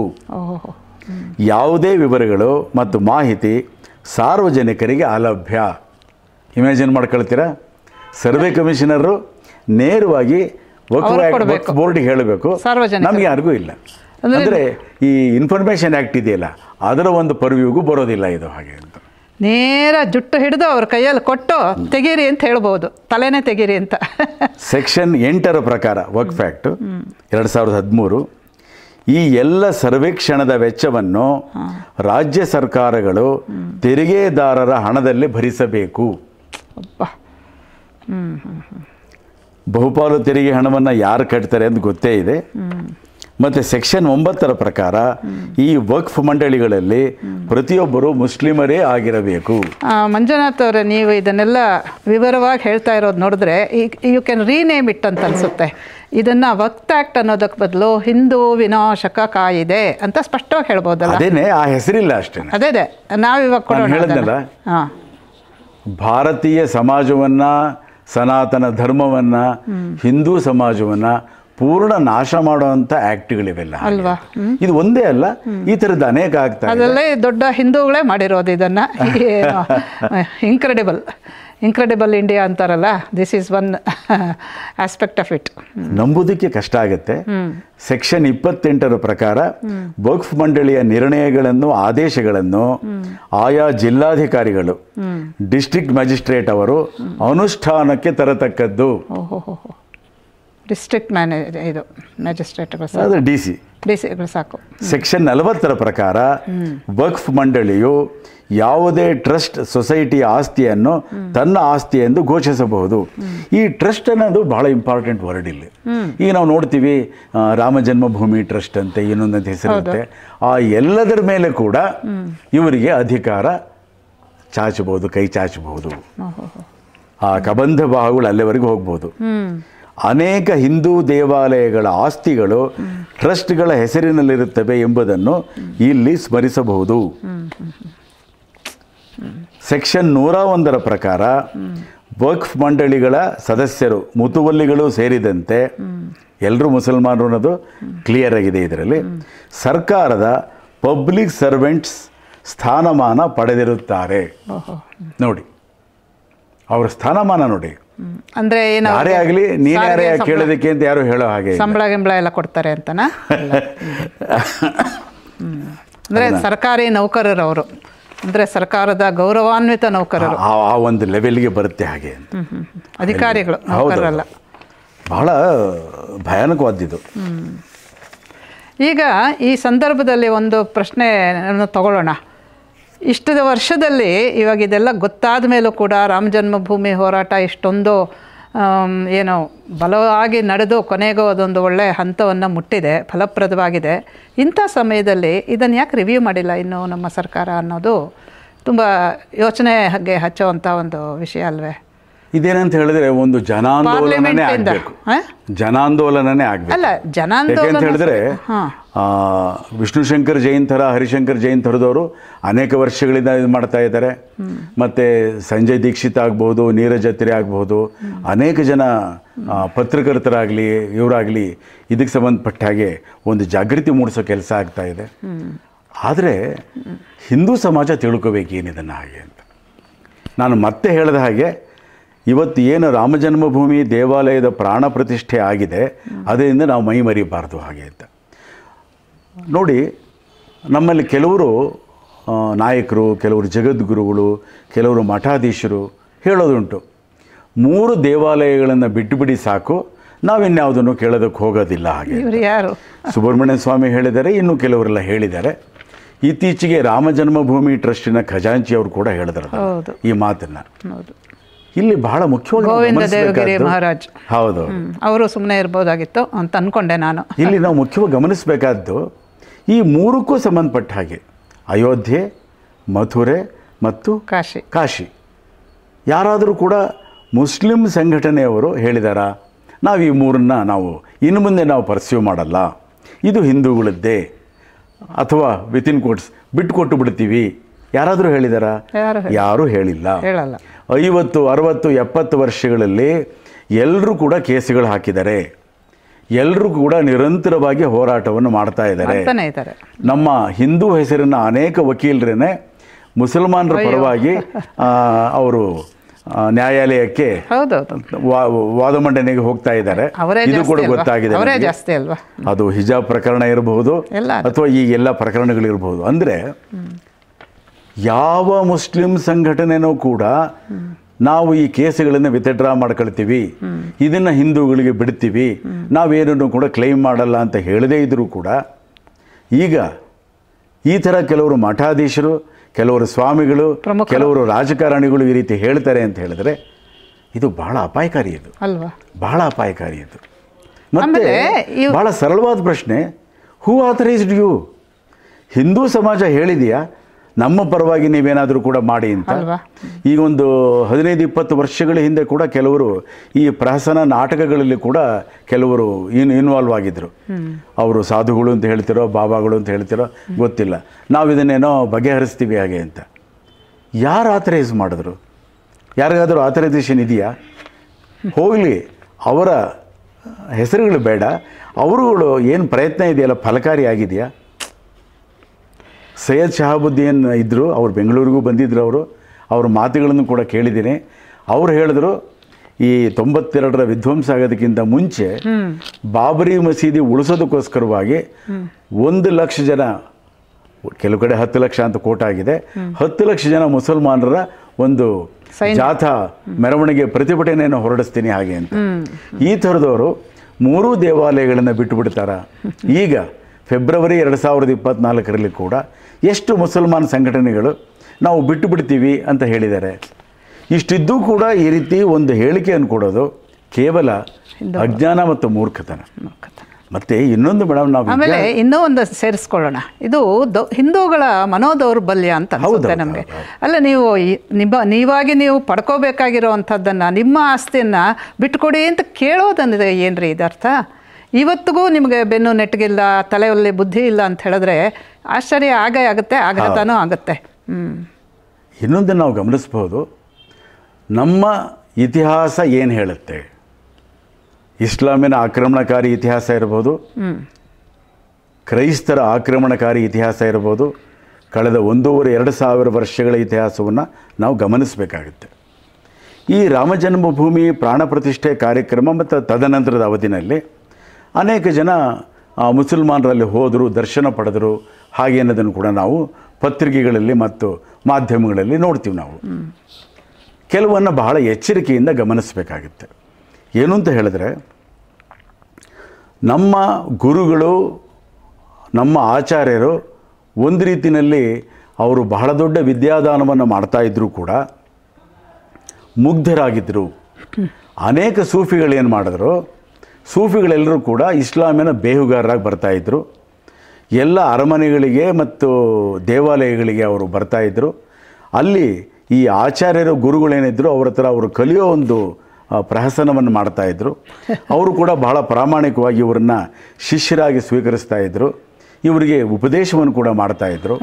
ಅವರು ಮಾಡಿದ್ದೇನು ಅಂತ ಹೇಳಿದ್ರೆ, ಎಲ್ಲ ದೇವಾಲಯಗಳ ಮತ್ತು ಅರಮನೆಗಳ ನಕ್ಷೆಗಳನ್ನು ಆಕ್ರಮಣಕಾರಿಗಳಿಗೆ ಕೊಟ್ಟರು. ಹಾಗಾಗಿ ಈ ದೇವಾಲಯಗಳ ಮತ್ತು ಅರಮನೆಗಳ ಒಂದು ವಿನಾಶ, ವಿಧ್ವಂಸ, ಲೂಟಿ ಬಹಳ ಸುಲಭ ಆಯಿತು. ಸೂಫಿಗಳ ಮುಖಾಂತರ ಮಾಡಿದ್ರು. ನಮ್ಮಲ್ಲಿ ಈಗಲೂ ಕೂಡ ತುಂಬ ಜನ ಸೂಫಿಗಳನ್ನು ಸಂತರು ಅಂತ ಹೇಳೋದಿದೆ. ಅದು ಸರಿಯಾದ ತಿಳುವಳಿಕೆ ಅಲ್ಲ. ಸೂಫಿಗಳು ಏನು ಮಾಡಿದ್ರು ಅನ್ನೋದನ್ನು ಕೂಡ ನಾವು ಗಮನಿಸಬೇಕಾಗತ್ತೆ. ಅಕ್ಬರ್ ಏನು ಮಾಡ್ದ ಅನ್ನೋದಕ್ಕಿಂತ ಒಂದನ್ನು ನೋಡಬಹುದು, ಅವನು ಈ ಜಿಜಿಯಾ ತೆರಿಗೆ ಇದೆಯನ್ನು ರಾಜಕೀಯ ಕಾರಣಗಳಿಗೋಸ್ಕರವಾಗಿ ಅವನು ನಿಲ್ಲಿಸ್ದ ಅಥವಾ ಹಿಂಪಡೆದ ಅಂತ ಹೇಳ್ಬೋದು. ಎಲ್ಲ ಸೂಫಿಗಳು ಕೂಡ ಗಲಾಟೆ ಮಾಡಿದ್ರು, ಪ್ರತಿಭಟನೆ ಮಾಡಿದ್ರು. ಇದು ಜಿಜಿಯಾ ತೆರಿಗೆ ತೆಗೆದಿದ್ದು ಸರಿಯಾದ ಕ್ರಮ ಅಲ್ಲ, ಮತ್ತೆ ಅದನ್ನು ನೀವು ವಿಧಿಸಬೇಕು ಹಾಗೆ ಅಂತ. ಇದು ಬಹಳ ಅವಮಾನಕರವಾದ್ದು. ಯಾರು ಕಾಫಿರರೋ, ಯಾರು ಹಿಂದೂಗಳೋ, ಅವರು ಬರೀ ತೆರಿಗೆಯನ್ನು ಕಟ್ಟೋ ಅಂಥದ್ದಲ್ಲ, ಹೀನರಾಗಿ, ದೀನರಾಗಿ, ಚಪ್ಪಲಿ ಇಲ್ಲದೆ ಅವನು ಕುದುರೆ ಮೇಲಿಂದ ಬಂದರೆ ಅವನು ಕೆಳಗಡೆ ಬಗ್ಗಿಬಿಟ್ಟು ಅವನಿಗೆ ಕೊಡಬೇಕಾಗಿತ್ತು ಹಾಗೆ ಅಂತ. ಈ ಥರದ ಪರಿಸ್ಥಿತಿ ಇತ್ತು. ಇದನ್ನು ಕೂಡ ಅರ್ಥ ಮಾಡ್ಕೋಬೇಕು. ಯಾರೇ ಆಗಲಿ ನಮ್ಮ ದೇವಾಲಯಗಳಿಗೆ ಬರ್ತಾರೆ ಅಂತ ಹೇಳಿದ್ರೆ ಆ ದೇವಾಲಯಗಳ ಬಗ್ಗೆ, ಆ ದೇವರುಗಳ ಬಗ್ಗೆ ಅವ್ರಿಗೆ ನಿಜವಾಗ್ಲೂ ಕೂಡ ಶ್ರದ್ಧೆ ಇದೆಯಾ, ಹ್ಯಾವ್ ದೇ ಕಮಿಟೆಡ್, ಇದು ಭಾಳ ಮುಖ್ಯ. ಕಳೆದ ತಿಂಗಳು ಮದ್ರಾಸ್ ಹೈಕೋರ್ಟ್ ಜಡ್ಜ್ಮೆಂಟ್ ಕೂಡ ಆಯಿತು. ಬಹಳ ಮಹತ್ವದ್ದು, ಬಹಳ ಅದ್ಭುತವಾದ ಹೇಳಿದ್ದಾರೆ ಜಡ್ಜ್ ಶ್ರೀಮತಿ. ಹೌದು, ಅವರ ಒಂದು ಇದನ್ನು ಕೂಡ ನಾವು ಗಮನಿಸಬೇಕಾಗತ್ತೆ. ಅವರು ಎಲ್ಲ ದೇವಾಲಯಗಳಲ್ಲಿ ನಾಮಫಲಕ ಬೋರ್ಡ್ ಹಾಕಬೇಕು ಅಂತ ಕೂಡ ಹೇಳಿದ್ದಾರೆ. ಶ್ರದ್ಧೆ ಇಲ್ಲದೆ ಇರೋ ಬರೋ ಹಾಗಿಲ್ಲ ಅಂತ ಹೇಳ್ತಾರೆ. ಯಾರೇ ಬರೋದಾದರೂ ಕೂಡ ಒಂದು ಶಪಥ ಪತ್ರವನ್ನು ಅವರು ಬರ್ಕೊಡ್ಬೇಕು ಹಾಗೆ ಅಂತ. ಆ ಕಂಡೀಷನ್ ಮೇಲೇ ಅವರು ಒಳಗಡೆ ಬರಬೇಕು ಹಾಗೆ ಅಂತ. ಆವರಣದಲ್ಲಿ ನಮಾಜ್ ಮಾಡೋ ಹಾಗಿಲ್ಲ. ಬಂದು ನಾವು ಇದು ಮಾಡ್ತೀವಿ ದೇವಸ್ಥಾನದ ಆವರಣದಲ್ಲಿ, ನಮ್ಮ ಪವಿತ್ರ ತಾಣಗಳ ಆವರಣದಲ್ಲಿ ಹಾಗೆ ಅಂತ. ಮಾಂಸ ತಿನ್ನೋ ಹಾಗಿಲ್ಲ ಅಂತ. ಮಾಂಸ ತಿಂದು ನಾನು ಅಲ್ಲಿಗೆ ಹೋಗ್ತೀನಿ ಇಲ್ಲಿಗೆ ಹೋಗ್ತೀನಿ ಮಾಡೋ ಹಾಗಿಲ್ಲ. ಅವರು ಸ್ಪೆಸಿಫಿಕ್ ಆಗಿ ಹೇಳಿದ್ದಾರೆ, ಈ ದೇವಾಲಯಗಳು ಪವಿತ್ರ ತಾಣಗಳು, ಇದು ಮಜಾ ಮಾಡೋ ಸ್ಥಳ ಅಲ್ಲ, ವಿಹಾರದ ಸ್ಥಳ ಅಲ್ಲ, ಪಾರ್ಕ್ಗಳಲ್ಲ. ಹೌದು. ಇದು ಮುಸಲ್ಮಾನರಿಗಾಗಲಿ ಕ್ರೈಸ್ತರಿಗಾಗಲಿ ಒಂದು ಅಂಡರ್ಟೇಕಿಂಗ್ ಕೊಡಬೇಕು, ಅವರು ಶಪಥ ಪತ್ರವನ್ನು ಸಹಿ ಮಾಡಬೇಕು. ಇದನ್ನು ಕೂಡ ಇದು ಮಾಡಿದ್ದಾರೆ. ಮತ್ತು ಆ ಎಲ್ಲದಕ್ಕೂ ಕೂಡ ಒಂದು ಹಿನ್ನೆಲೆ ಇದೆ. ನಮ್ಮ ಹೆಣ್ಮಕ್ಳೇನು ದೇವಾಲಯಗಳಿಗೆ ಹೋಗ್ತಾರೆ, ಅವ್ರ ಮೇಲೆ ಈ ಲವ್ ಜಿಹಾದಿಗೆ ಒಂದು ಅಡ್ಡ ನಡೀತಾ. ಅದು ಗುಜರಾತಿನ ಗರ್ಬಾ ಡ್ಯಾನ್ಸ್ ಆದಾಗಲೂ ಕೂಡ ಈ ರೀತಿಯ ಪ್ರಯತ್ನಗಳು ನಡೆದಿದೆ. ಇದರ ಹಿನ್ನೆಲೆಯಲ್ಲಿ ಈ ಮದ್ರಾಸ್ ಹೈಕೋರ್ಟಿನ ಒಂದು ತೀರ್ಪೇನಿದೆ ಬಹಳ ಮಹತ್ವದ್ದು. ಇದನ್ನು ಉಳಿದ ಹೈಕೋರ್ಟ್ಗಳು ಕೂಡ ಅನುಸರಿಸಬೇಕು ಹಾಗೆ ಅನ್ನೋದನ್ನು ಇಲ್ಲಿ ಒತ್ತಾಯದಿಂದ ಹೇಳಬೇಕಾಗತ್ತೆ. ಜನನೂ ಕೂಡ ಎಚ್ಚೆತ್ಕೋಬೇಕಾಗಿದೆ ಪ್ರತಿಯೊಂದು ವಿಚಾರದಲ್ಲೂ. ಸೊ ಸುಮ್ಮನೆ ಬ್ಲೈಂಡಾಗಿ ಇದ್ದುಬಿಟ್ಟು ಅಯ್ಯೋ ನಮಗೆ ಹೀಗಾಗೋಯ್ತು ಅಂತ ಆಮೇಲೆ ಗೋಳಾಡೋದ್ರಲ್ಲಿ ಏನೂ ಪ್ರಯೋಜನವೇ ಇಲ್ಲ, ಫಲವೂ ಇಲ್ಲ, ನಮಗೆ ಅದರಿಂದ ನಷ್ಟ ಆಗುತ್ತೆ. ಅದರಿಂದ ಈ ಎಚ್ಚರಿಕೆ ಇದೆಯಲ್ಲ ಸಾಮಾಜಿಕ, ಈ ಕಾಯ್ದೆಗಳನ್ನು ಕೂಡ ತಿಳ್ಕೊಬೇಕಾಗಿರುವಂಥದ್ದು ಬಹಳ ಮುಖ್ಯ. ನಾನು ಎಲ್ರಿಗೂ ಕೂಡ ವಿನಂತಿ ಮಾಡ್ಕೊಳ್ಳೋದು ಇಷ್ಟೇ, ನಮಗೆ ಎಷ್ಟು ಕಾನೂನಿನ ಜ್ಞಾನ ಇದೆ ಅನ್ನೋದು ಅಪ್ರಸ್ತುತ. ಈ ಎರಡನ್ನೂ ಕೂಡ ಪ್ಲೇಸಸ್ ಆಫ್ ವರ್ಷಿಪ್ ಆ್ಯಕ್ಟ್ ಆಗ್ಬೋದು, ವರ್ಕ್ ಫ್ಯಾಕ್ಟ್ ಆಗ್ಬೋದು, ಇದನ್ನು ದಯವಿಟ್ಟು ಓದಿ ಹಾಗೆ ಅಂತ ಸಿಕ್ಕುತ್ತೆ. ಅದು ತುಂಬ ಸುಲಭದಲ್ಲಿ ನಾನು ಎಲ್ರಿಗೂ ಕೂಡ ವಿನಂತಿ ಮಾಡ್ಕೊಂಡಿದ್ದೀನಿ ನನ್ನ ಅಂಕಣ ಬರಹಗಳಲ್ಲಿ, ಮತ್ತು ಈಗಲೂ ಹೇಳ್ತೀನಿ, ದಯವಿಟ್ಟು ಓದಿ. ಇದರ ಒಂದು ಮ್ಯಾಗ್ನಿಟ್ಯೂಡ್ ಏನಿದೆ, ಆ ಪರಿಮಾಣ ಏನಿದೆ, ಅದು ನಮಗೆ ಅರ್ಥ ಆಗಬೇಕು. ಅರ್ಥ ಆಗಲೇಬೇಕಾಗಿದೆ. ಎಲ್ಲ ಜನಪ್ರತಿನಿಧಿಗಳಿಗೆ ನಾವು ವಿನಂತಿ ಕೂಡ ಮಾಡ್ಕೋಬೇಕು. ನೀವು ಯಾರಾದರೂ ಕೂಡ ಒಬ್ಬರನ್ನ ನೀವು ಇದು ಮಾಡಬೇಡಿ, ಅವರಿಂದಲೇ ಎಲ್ಲ ಆಗುತ್ತೆ ಅಂತ ನೀವು ಪ್ರಯತ್ನ ಪಡಿ. ಈ ಎರಡೂ ಆ್ಯಕ್ಟ್ಗಳು ತಕ್ಷಣಕ್ಕೆ ರಿಪೀಲ್ ಆಗಬೇಕು, ರದ್ದಾಗಬೇಕು ಹಾಗೆ ಅಂತ. ಇಲ್ಲಿ ಪ್ರಾಸಂಗಿಕವಾಗಿ ಯೂನಿಫಾರ್ಮ್ ಸಿವಿಲ್ ಕೋಡಿಗೆ ಸಂಬಂಧಪಟ್ಟ ಹಾಗೆ ಒಂದೆರಡು ಸಾಲನ್ನು ಹೇಳ್ಬೋದು. ಅದು ಬಹಳ ಸಂಕೀರ್ಣವಾದ್ದು. ಈ ಯೂನಿಫಾರ್ಮ್ ಸಿವಿಲ್ ಕೋಡ್ ಏನಿದೆ, ಇದಕ್ಕೆ ಒಂದು 100 ವರ್ಷಗಳ ಇತಿಹಾಸ ಏನಿದೆ. ನಮ್ಮ ಕೋರ್ಟುಗಳು, ನಮ್ಮ ಪಾರ್ಲಿಮೆಂಟ್ ಏನಿದ್ರು ಕೂಡ ಆ ಒಂದು ಹಿನ್ನೆಲೆಯಲ್ಲೇ ಅದನ್ನು ಚರ್ಚೆ ಮಾಡ್ತಾ ಹೋಗ್ತಾರೆ. ಮತ್ತು ಹಿಂದೂ ಕಾಯ್ದೆಗಳೆಲ್ಲ ಇದೆ. ಈ ಎಲ್ಲದಕ್ಕಿಂತ ಮುಂಚೆ ಆಗಬೇಕಾದ್ದು ಅಂತ ಹೇಳಿದರೆ, ಸರಳವಾಗಿ ಒಂದು ಸಾಲಿನ ಒಂದು ಕಾಯ್ದೆ. ಯಾವುದೇ ಮತ ಅಥವಾ ಹಿಂದೂ ಧರ್ಮಕ್ಕೆ ಸೇರಿರಲಿ, ಪ್ರತಿಯೊಬ್ಬರಿಗೂ ಕೂಡ ಒಂದೇ ಹೆಂಡತಿ, 2 ಮಕ್ಕಳು, ಈ ಒಂದು ಮಿತಿಯನ್ನು ಹೇರದೇ ಇದ್ದರೆ ನಮ್ಮ ದೇಶ ನಾಶವಾಗಿ ಹೋಗುತ್ತೆ. ಅಲ್ಲ, ಹಿಂದೂಗಳಿಗಿದೆ ಅದು ಎಲ್ರಿಗೂ ಬರಬೇಕು ಹಾಗೆ ಅಂತ. ಹಿಂದೂಗಳಿಗಿದೆ ಅಷ್ಟೇ, ಎಲ್ರಿಗೂ ಬರಬೇಕು. ಅಲ್ಲ, ಹಿಂದೂ ಆ್ಯಕ್ಟ್ ಬಂದ್ಬಿಡ್ತಲ್ಲ 1956 ಬಹುಪತ್ನಿತ್ವ ಅದೆಲ್ಲ ಹೊಟ್ಟೋಯ್ತಲ್ಲ. ಆದರೆ ಹಿಂದೂಗಳಿಗೂ ಸೇರಿದ ಹಾಗೆ 2 ಮಕ್ಕಳು ಅನ್ನೋದನ್ನು ಒಂದು ಮಿತಿನ ಫಿಕ್ಸ್ ಮಾಡಬೇಕಾಗುತ್ತೆ. ಅದು ಬಹಳ ಮುಖ್ಯ. ಅಲ್ಲ, ಹಿಂದೂಗಳಿಗಿದೆ ಅಲ್ಲ ಮಂಜುನಾಥ್ ಅವರೇ, ಈಗ ಒಂದು ಹೆಂಡತಿ ಅಂತಿದೆ, ಆದರೆ ಇದನ್ನು ಜನರಲೈಸ್ ಮಾಡಬೇಕು ಹಾಗೆ ಅಂತ. ಅಲ್ಲ, ಏಕೆ ಅಂತ ಹೇಳಿದ್ರೆ, ನೀವು 10 ವರ್ಷ ಆದರೂ ಕೂಡ ಯೂನಿಫಾರ್ಮ್ ಸಿವಿಲ್ ಕೋಡ್ ಚರ್ಚೆ ಮುಗಿಯೋದೇ ಇಲ್ಲ. ಅಷ್ಟು ಸಂಕೀರ್ಣವಾಗಿದೆ ಅದು. ಅದಕ್ಕಿಂತ ಮುಂಚೆ ಇದಾಗಬೇಕು. ಯಾವುದನ್ನು ನಾವು ಇಂಟೆರಿಮ್ ಆ್ಯಕ್ಟು, ಇಂಟೆರಿಮ್ ಲಾ ಅಂತ ಹೇಳ್ತೀವೋ, ಆ ರೀತಿ ಇದೊಂದು ಆಗಲೇಬೇಕಾಗುತ್ತೆ. ಇದಾಗದೇ ಇದ್ದರೆ ನೋಡಿ, ನಮ್ಮ ಕಣ್ಣೆದುರಿಗೇ ಕಳೆದ ಒಂದು 100 ವರ್ಷಗಳಲ್ಲಿ ಅಫ್ಘಾನಿಸ್ತಾನ ಆಗ್ಬೋದು, ಪಶ್ಚಿಮ ಪಾಕಿಸ್ತಾನ ಆಗ್ಬೋದು, ಬಾಂಗ್ಲಾದೇಶ ಆಗ್ಬೋದು, ಇವೆಲ್ಲದೂ ಕೂಡ ಯಾವ ರೀತಿ ಕೈ ಬಿಟ್ಟು ಹೋದವು ಹಾಗೆ ಅಂತ. ಇವತ್ತು ಕಾಶ್ಮೀರ ಹೇಗಿದೆ, ಕೇರಳ ಹೇಗಿದೆ, ಬಂಗಾಳದ್ದೇ ಉದಾಹರಣೆ ತಗೊಳ್ಳಿ. ಅನೇಕ ಸಾವಿರ ವರ್ಷಗಳಿಂದ ಬಂಗಾಳ ಭಾರತೀಯ ಸಂಸ್ಕೃತಿಗೆ, ಸಂಗೀತಕ್ಕೆ, ಸಾಹಿತ್ಯಕ್ಕೆ, ಕೇಂದ್ರ ಸ್ಥಾನ, ಒಂದು ಶಿಲ್ಪಕಲೆಗೆ ಅದ್ಭುತವಾದ ಒಂದು ಕೊಡುಗೆ ಕೊಟ್ಟಿದೆ. ಇವತ್ತು 2024ರಲ್ಲಿ ಯೋಚನೆ ಮಾಡಿ, ಸಾಹಿತ್ಯ ಬರ್ತಾ ಇದೆಯಾ? ಸತ್ಯಜಿತ್ ರಾಯ್, ಮೃಣಾಲ್ ಸೇನ್ ಥರ ನಿರ್ದೇಶಕರು ಬರ್ತಾ ಇದ್ದಾರಾ? ಅದ್ಭುತವಾದ ಬಂಗಾಳಿ ಸಂಗೀತ, ರವೀಂದ್ರ ಸಂಗೀತ ಬರ್ತಾ ಇದೆಯಾ? ಅವರೆಲ್ಲ ಹೊರಗೆ ಬರ್ತಾ ಇದ್ದಾರೆ. ಇಷ್ಟಕ್ಕೂ ಕಾರಣ ಏನು ಅಂತ ಹೇಳಿದ್ರೆ, ಬಂಗಾಳದಿಂದ ಹೊರಗೆ ಬರ್ತಾ ಇದ್ದಾರೆ ಸಂಗೀತದವರು. ಇಸ್ಲಾಮೈಸೇಷನ್ ಅಷ್ಟು ಭಯಾನಕವಾಗಿ. ಬೆಂಗಳೂರಲ್ಲಿ ಎಷ್ಟು ಜನ ಇದ್ದಾರೆ ಗೊತ್ತಾ ಬಂಗಾಳಿಗಳು? ಹೌದು. ಅಂದರೆ ಬಾಂಗ್ಲಾದೇಶಕ್ಕಿಂತ ಪಾಕಿಸ್ತಾನಕ್ಕಿಂತ ಇವತ್ತಿನ ಒಂದು ಪಶ್ಚಿಮ ಬಂಗಾಳ ಬಹಳ ಅಪಾಯಕಾರಿ ಒಂದು ಒಂದು ಒಂದು ಸ್ಥಿತಿಗೆ ತಲುಪಿಬಿಟ್ಟಿದೆ. ಹೌದು.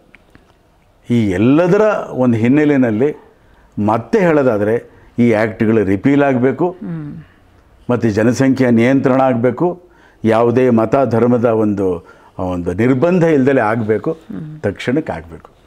ಅದಾಗದೇ ಇದ್ದರೆ ನಾವ್ಯಾರೂ ಕೂಡ ಉಳಿಯೋದಿಲ್ಲ.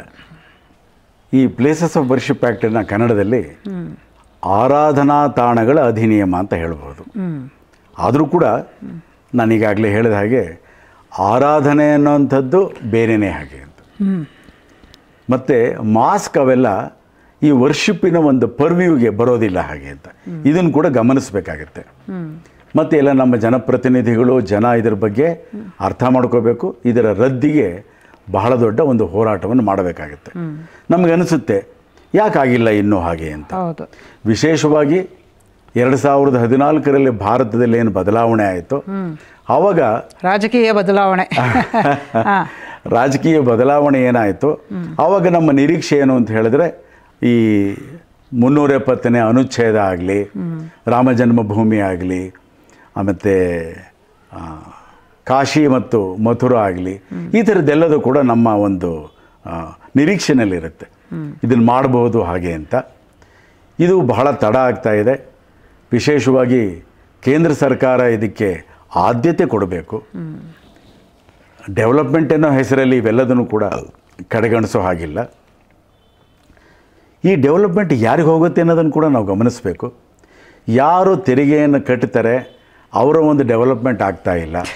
ಯಾರು ತೆರಿಗೆಯನ್ನು ಕಟ್ತಾ ಇಲ್ವೋ ಅಥವಾ ಕಡಿಮೆ ಕಟ್ತಾ ಇದ್ದಾರೋ ಅವರಿಗೆ ಮಾತ್ರ ಈ ಒಂದು ವಿಕಾಸ ಅಭಿವೃದ್ಧಿ ಇದಾಗತ್ತೆ ಅಂತ ಅನ್ನೋವಂಥದ್ದು ಸರಿಯಾದ ಕ್ರಮ ಅಲ್ಲ. ಅದಕ್ಕೆ ಆದ್ಯತೆ ಕೊಡಬೇಕು. ಏನೇ ಆಗಲಿ, ನೀವು ಹೇಳೋದು ಹಕ್ಕು ಬಾಧ್ಯತೆ ಇವೆರಡೂ ಕೂಡ ಸಮಸಮವಾಗಿರಬೇಕು. ಬರೀ ಹಕ್ಕುಗಳನ್ನೇ ಚಲಾಯಿಸ್ತಾ ಕೂತಿರ್ತಾರೆ ಕೆಲವರು ಅಂತದಲ್ಲ. ಇನ್ನೊಂದು ನಾನು ನಿಮ್ಮನ್ನು ಕೇಳಬೇಕು ಅಂತಿದ್ದೆ. ಈಗ ಈ ಎರಡು ಆ್ಯಕ್ಟ್ಗಳ ನೀವೇನು ಹೇಳಿದ್ರಿ, ಆರಾಧನಾ ಸ್ಥಳಗಳ ವಿಚಾರ, ಇನ್ನೊಂದು ವರ್ಕ್ ಫ್ಯಾಕ್ಟ್, ಇವೆರಡೂ ಕೂಡ ಈ ಸರ್ಕಾರಗಳು ಪ್ರೊಮಲ್ಗೇಟ್ ಮಾಡಿದಾಗ, ಈ ಕಾಯ್ದೆಗಳನ್ನು ತಂದಾಗ ಯಾರಾದರೂ ಅವರನ್ನು ಕೇಳಿದ್ರ ಮಾಡಿ ಏನೋ ಎತ್ತ ಅಂತ ಇಲ್ಲ ಅಲ್ವಾ? ಅಂದರೆ ಈ ಕಾಯ್ದೆಗಳನ್ನು ಸರ್ಕಾರಗಳು ತಾವಾಗಿಯೇ ಈ ಕೋರ್ಟಲ್ಲಿ ಹೇಳೋ ಹಾಗೆ ಸುವಮೋಟೋ ಮಾಡಿಬಿಡ್ತು. ಈಗ ಅದೇ ರೀತಿಯಲ್ಲಿ ಇದು ಇಷ್ಟೊಂದು ದುರ್ಭರವಾಗಿರೋದ್ರಿಂದ ಹಿಂದೂ ಸಮಾಜಕ್ಕೆ ಅತ್ಯಂತ ಅಡ್ಡ ಪರಿಣಾಮವನ್ನು ಉಂಟು ಮಾಡೋದ್ರಿಂದ ಇವತ್ತಿನ ಸರ್ಕಾರ, ಅಂದರೆ ಇದುವರೆಗೂ ಇದ್ದಂಥ ಸರ್ಕಾರ 14ರಿಂದ ಇದನ್ನು ತೆಗೆಯೋದಕ್ಕೂ ತಾನೇ ಮುಂದುವರಿದಬಹುದಾಗಿತ್ತಲ್ಲ. ಜನಾಂದೋಲನ ಅಂತ ಎಲ್ಲ ಆಗುತ್ತೆ, ಎಲ್ಲ ಜನರಿಗೂ ಯಾರು ಹೇಳೋರು ಅನ್ನೋದು ಸಾಮಾನ್ಯವಾಗಿ ಎಲ್ಲರಿಗೂ ಒಂದು ಮನಸ್ಸಿಗೆ ಬರುತ್ತೆ. ನನಗೆ ಅದು ಕಾಡಿದೆ. ನಾವು ನಮ್ಮ ನಿತ್ಯದ ಕೆಲಸಗಳನ್ನು ಬಿಟ್ಟು ಯಾರು ಆಂದೋಲನ ಮಾಡೋಕ್ಕೆ ಹೋಗ್ತೀವಿ? ನಮಗೆ ಆಂದೋಲನದ ಬುದ್ಧಿನೇ ಇಲ್ವೇ ಹೊಟ್ಟೋಗಿದೆ. ನಮ್ಮ ಪಾಡಿಗೆ ನಾವು ಇರ್ತೀವಿ. ಹಾಗಿರುವಾಗ ಸರ್ಕಾರ, ನಾನಾಗಲೇ ಹೇಳಿದ್ನಲ್ಲ ಪ್ರಜಾಹಿತೇ ಹಿತಂ ರಾಜ್ಞಃ ಅಂತ, ಆ ದೃಷ್ಟಿಯಿಂದ ಈಗ ನೋಡಿ ಆರ್ಟಿಕಲ್ 370 ಅಂತ ಅತ್ಯಂತ ಕ್ಲಿಷ್ಟವಾದಂಥ ಒಂದು ಸಮಸ್ಯೆಯನ್ನೇ ಈ ಸರ್ಕಾರ ಮಾಡ್ತು. ಅದರಿಂದ ಇದು ಇದ್ದಿದ್ರಲ್ಲಿ ಸುಲಭವಾದ್ದು. ನೀವಾಗಲೇ ಹೇಳಿದ್ರಿ ಏನಂತ, ಈ ಸಿಂಪಲ್ ಮೆಜಾರಿಟಿ ಇದ್ದರೆ ಸಾಕು, ಸರಳ ಬಹುಮತದಿಂದ ಮಾಡಬಹುದಾಗಿತ್ತು.